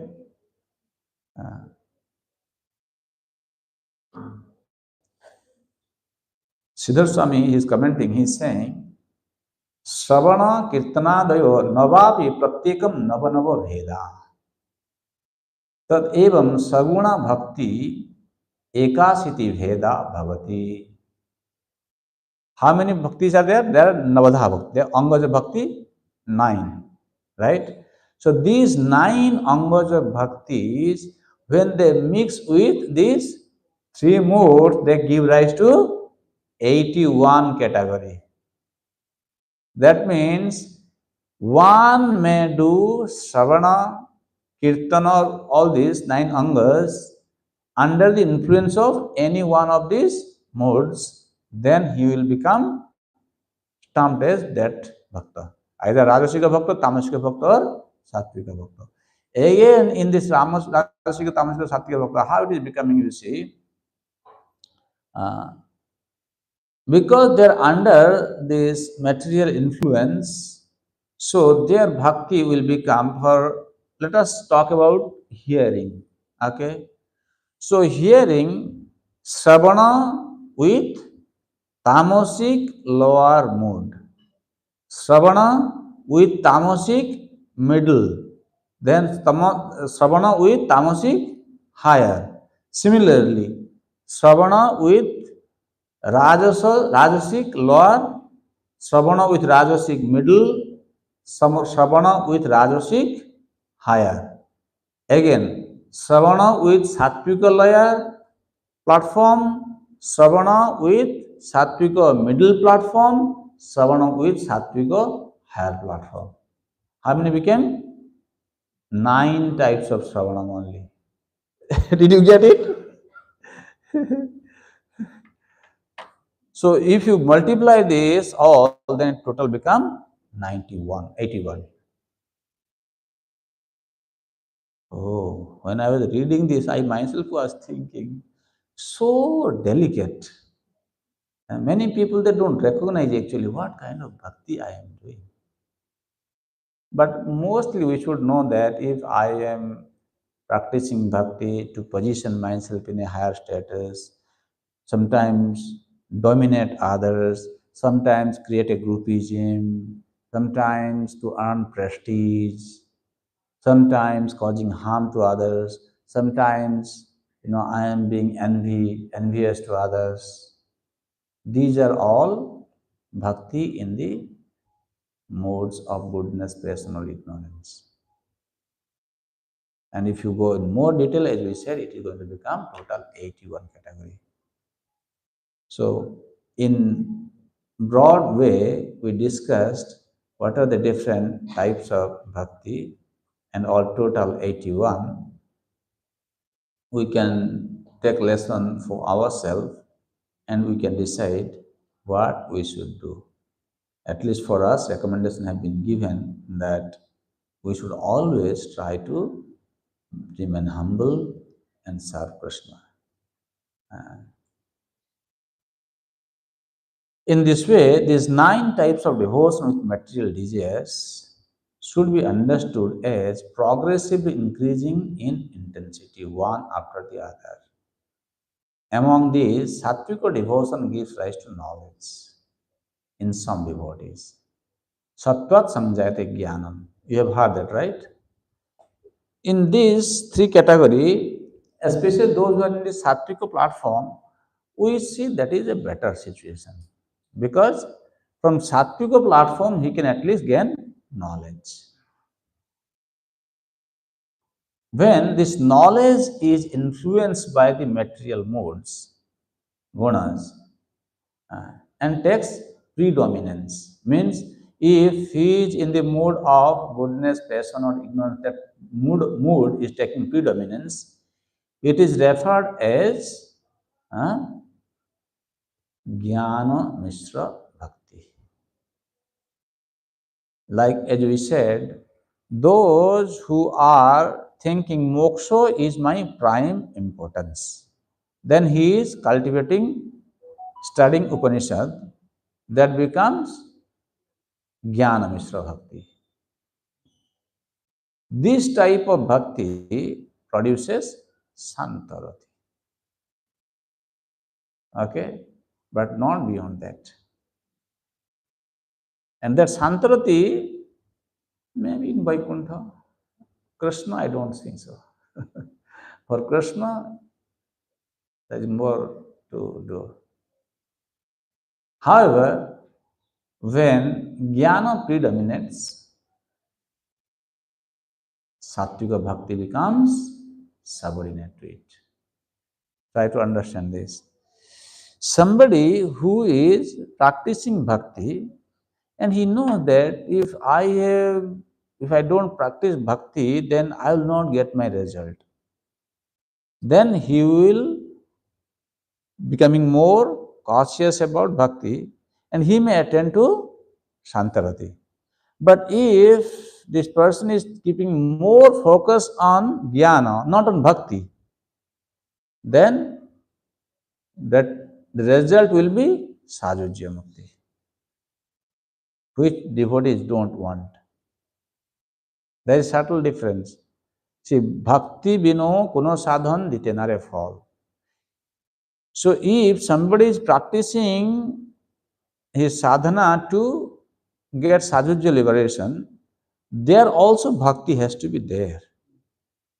Because Krishna says, no, Je jathamam prapadyante tam tataiva bhajamyam. If you want to annihilate your existence to kind of merge with the existence of Brahman, okay. So, but there bhakti is very limited. Jnana is more.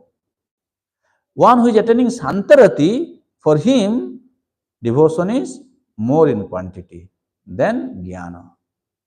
Predominant factor is bhakti. Just you imagine somebody who is getting Santarati, if for him bhakti is prime, then what to speak of for us who are trying to go to the goal of Vrindavan to serve Krishna? What kind of prominence has to be there in our practice of bhakti? Make sense?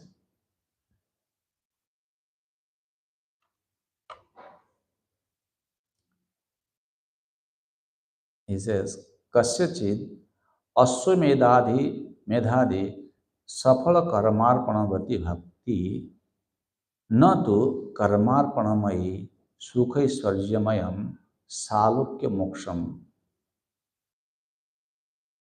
निष्फल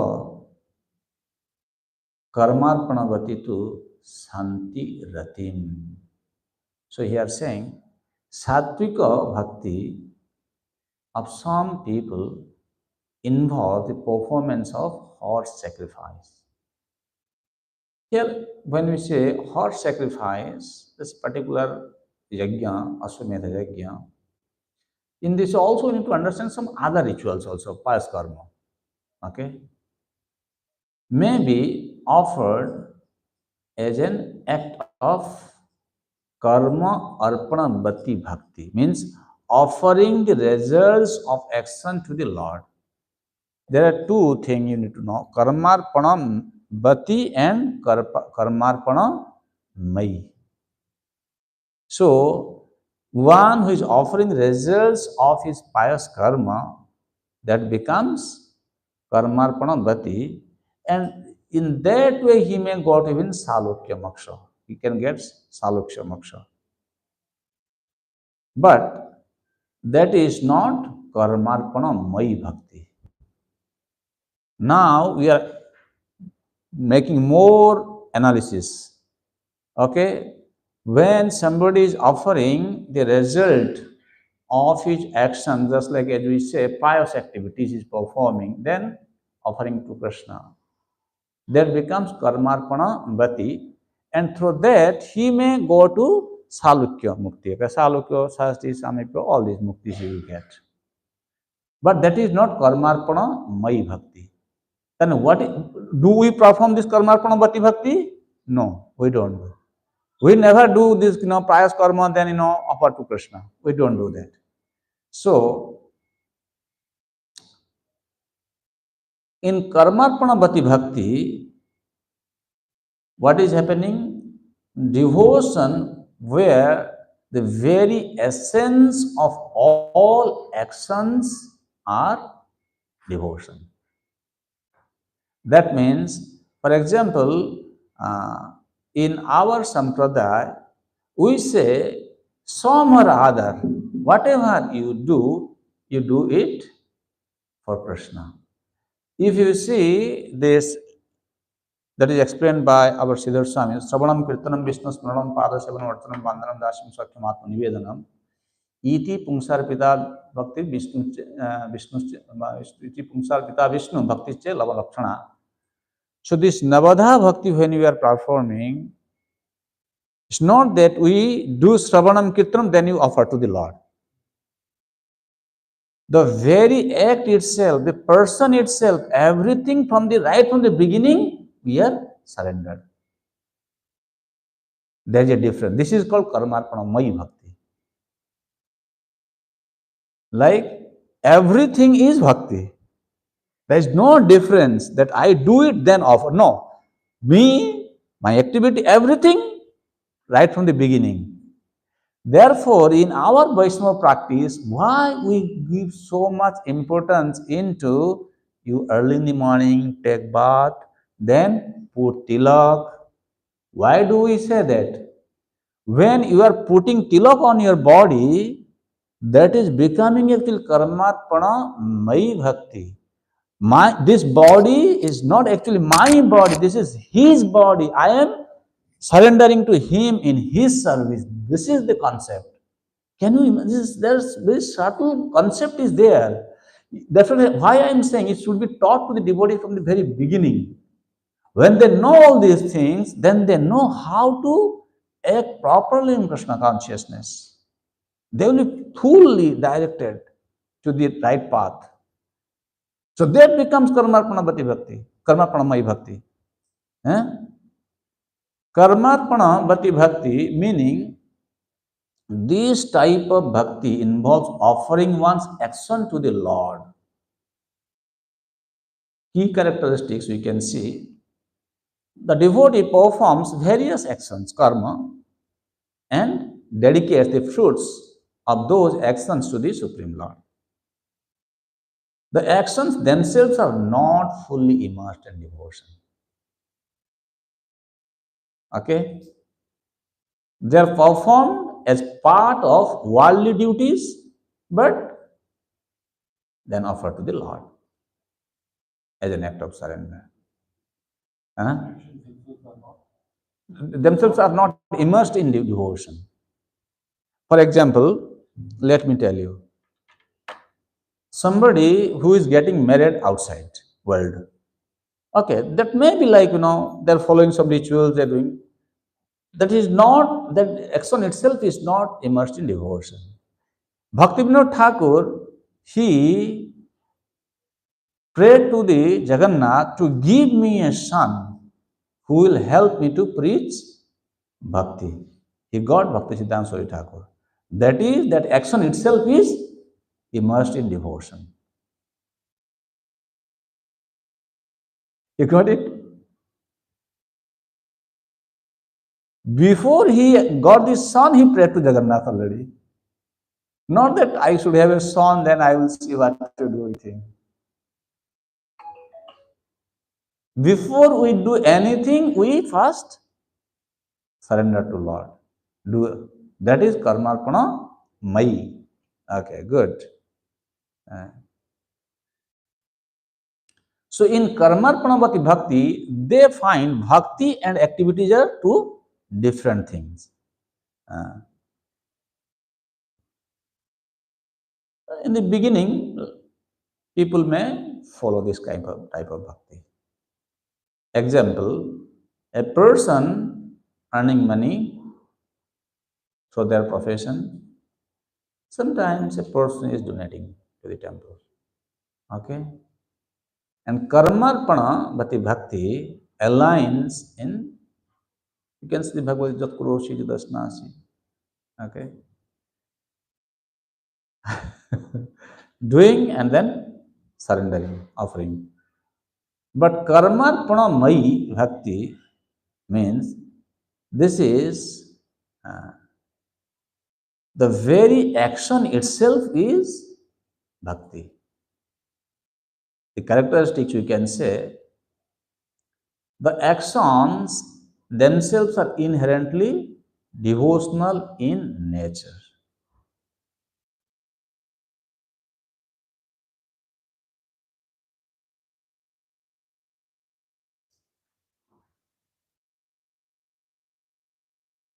Everything, every act is performed as a direct service to the Lord.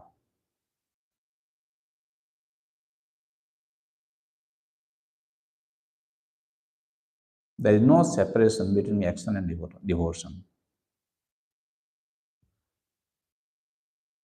They see all action as an act of worship. Somehow or other, they are engaged in serving Krishna.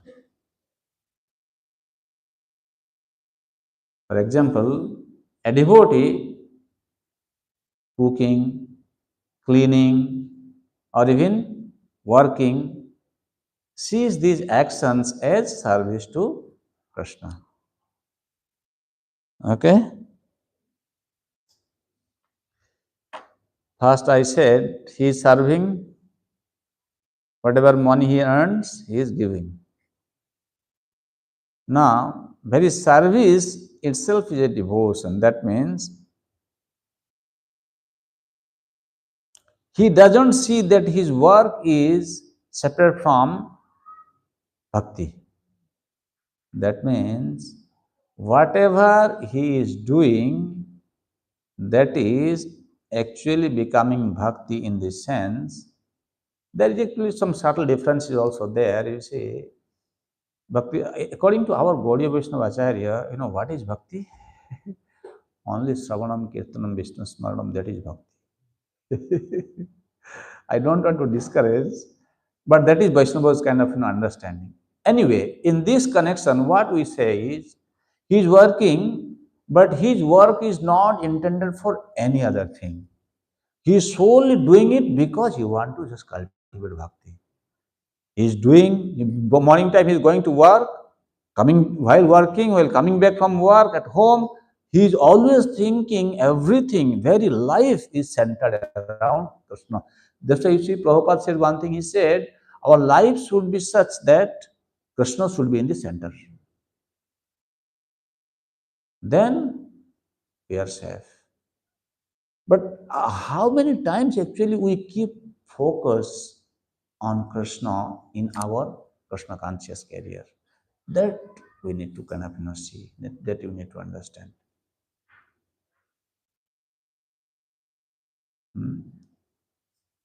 Then, if you see just a comparison, for example, Karmarpana Mai Bhakti and Karmarpana Bhati Bhakti. Focus. In Karmarpana Bhati Bhakti, the focus is offering the results of our activities. That is the focus. In Karmarpana Mai Bhakti, the entire action itself is offered to the Lord. Before he starts, he is offering everything. Bhaktivinoda Thakur says, no, Manaso Deogeho Jo Kichu More or Pillu Tuapode Nanda Kishore. Have you heard of this verse, this song? Huh? He's saying, my mind, my body, my house, whatever possessions I have, my dear Nanda Kishore, my dear Lord, everything is yours. In Nectar of Instruction, in one of the verse, Prabhupada's commenting, he says, a disciple thinks, everything, whatever I possess, is my Guru Maharaj's. And he is surrendering everything to his Guru. And that Guru must be an Uttama Bhakta. Otherwise, he will just take everything and he will bloop. No, he will take and he will use in Krishna's service. So this is, you see, this is Bhakti. Okay? This is focus. Degree of surrender, if you say. In a devotee who is performing Karmarpana Bhati Bhakti, only offering fruits, that's a partial surrender. That is not full surrender. Complete surrender happens in Karmarpana Mai Bhakti. That means along with the fruit, he also surrendering himself. Like as I said, why we are asked to take bath immediately early in the morning before you wake up and then put tilak. That is Karmarpana Mai Bhakti. You cannot do anything without first preparing your body to be fit for Krishna service. Your consciousness is totally there from the beginning as you wake up. But if we have not understood this concept clearly, sometimes what we do, we wake up, we take bath, we don't put tilak, we say, oh, I'm busy. We try to give some excuse. Then we are being excluded. It's not full surrender. See, surrender is not that just one day, Sunday you come to temple, Jagannath, please protect me, I am here, I'm doing everything for you, I am surrendering to you. Then you go next morning, you wake up, you are not putting tilak, you are not doing all these things, Vaishnava activities. That is not surrender. Did you understand? Because you all have been initiated practicing, that's why we are discussing thoroughly. Because you should know, no? What is it, I am practicing? Okay. Then, nature of devotion. Nature of devotion, only Vaidika karma actions are offered to the Lord. But when karma pranamai bhakti happening, laukika, Vaidika are offered inherently. That they are inherently devotional, actually, you can say. Everything is offered to the Lord. There is no distinction. Like if you go to some pious people in India, they will just do some Vaidika karma for the Lord. Lokika karma, they don't bother about it. For us, everything. Those who are in the beginning level, they may be in the category of karmarpanavati, and those who are in advanced level, pure devotional service, practicing pure devotional service, they can be in the category of karmarpanamayi bhakti. In essence, we can say karmarpanamayi bhakti is more elevated and refined state of devotion compared to karmarpanavati bhakti.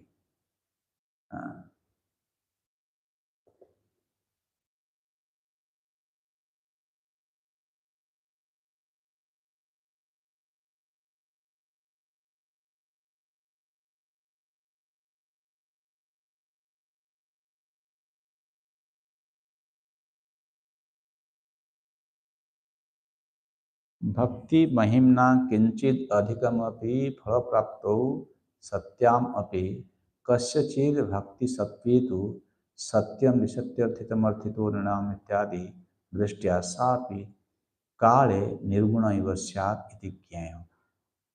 Now listen this very carefully. Because we are practicing Shuddha Bhakti, right? Our practice, chanting, reading Bhagavatam, whatever we are doing, they're actually pure practice. Even when material results are achieved through the glory of devotion, that is actually Bhakti Mahima.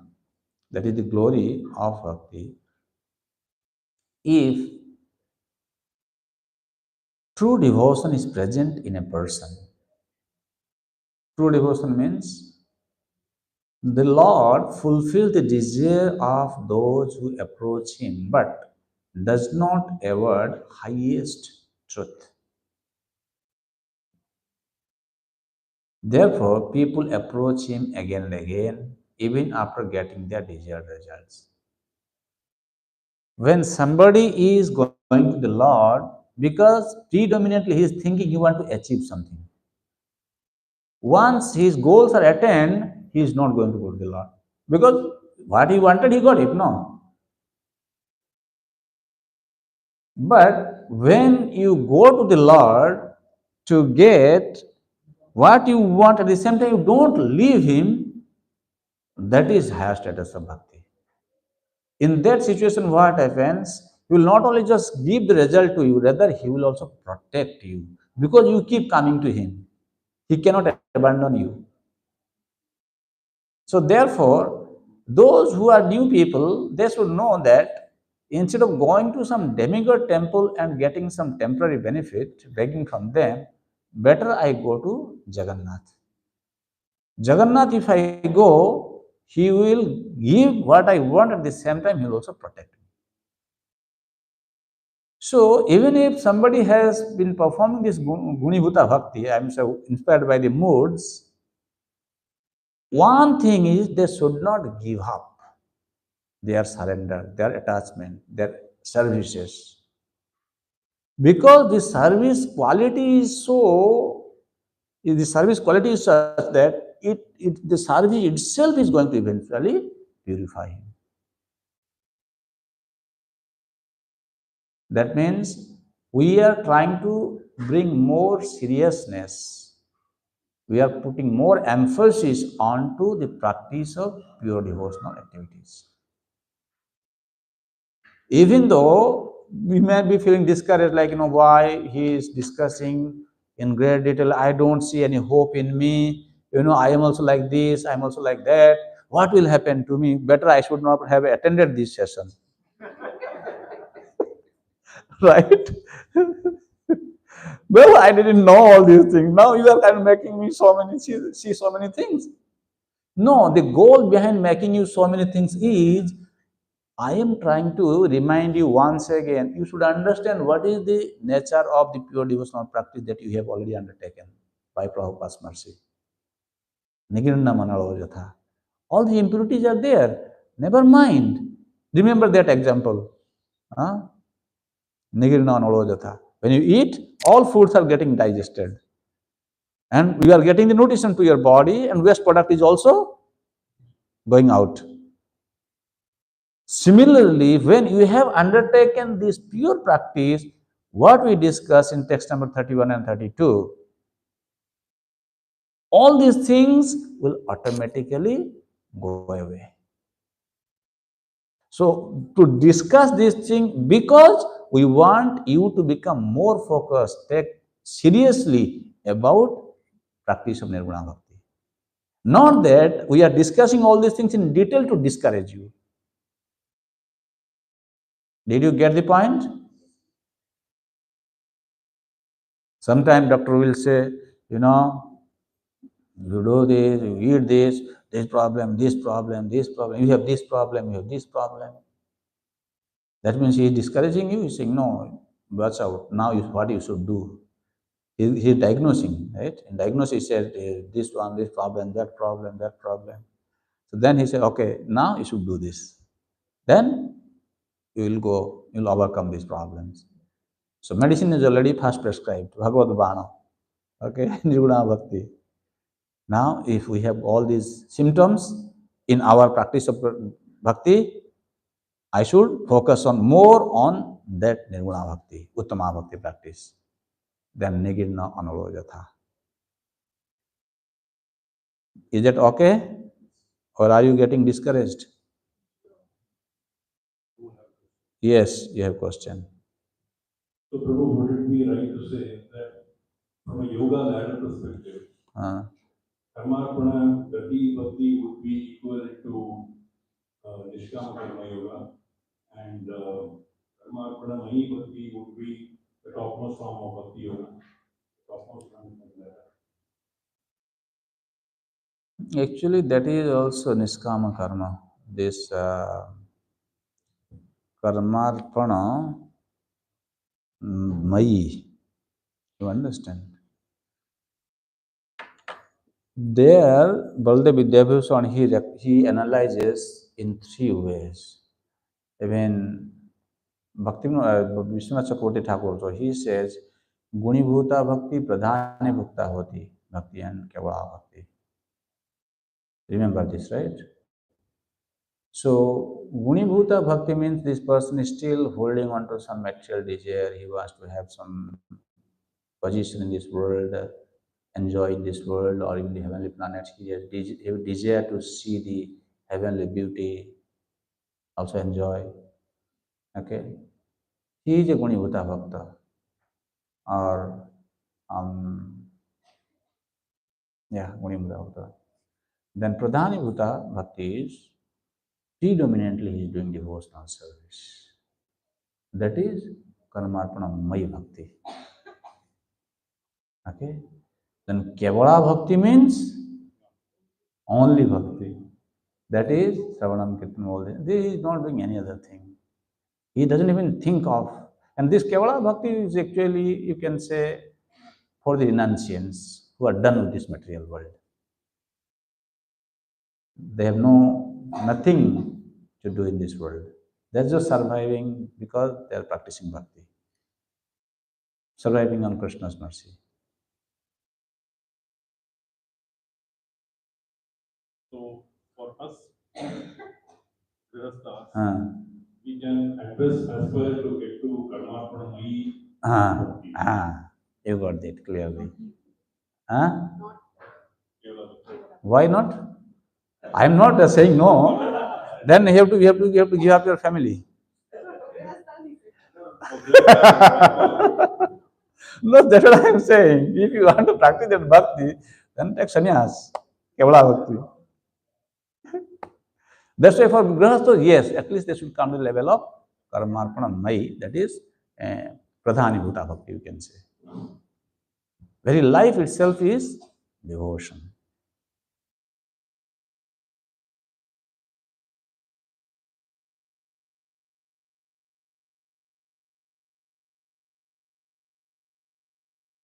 In ISKCON, we expect our devotees at least to come to this platform of Karmarpana Mai Bhakti. Lunch. Oh, prasadam time, acha? He is very serious.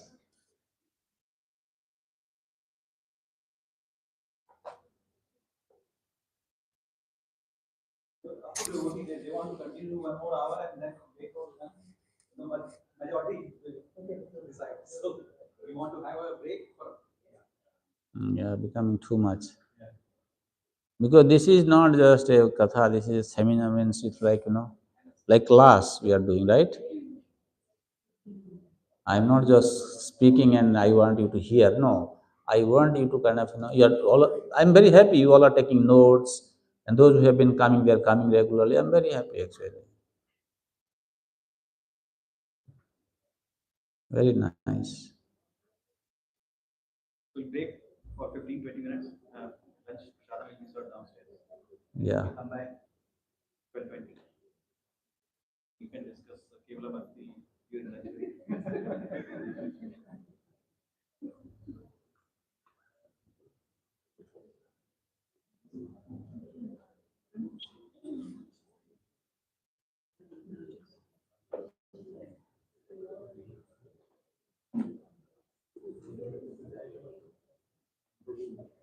The context of this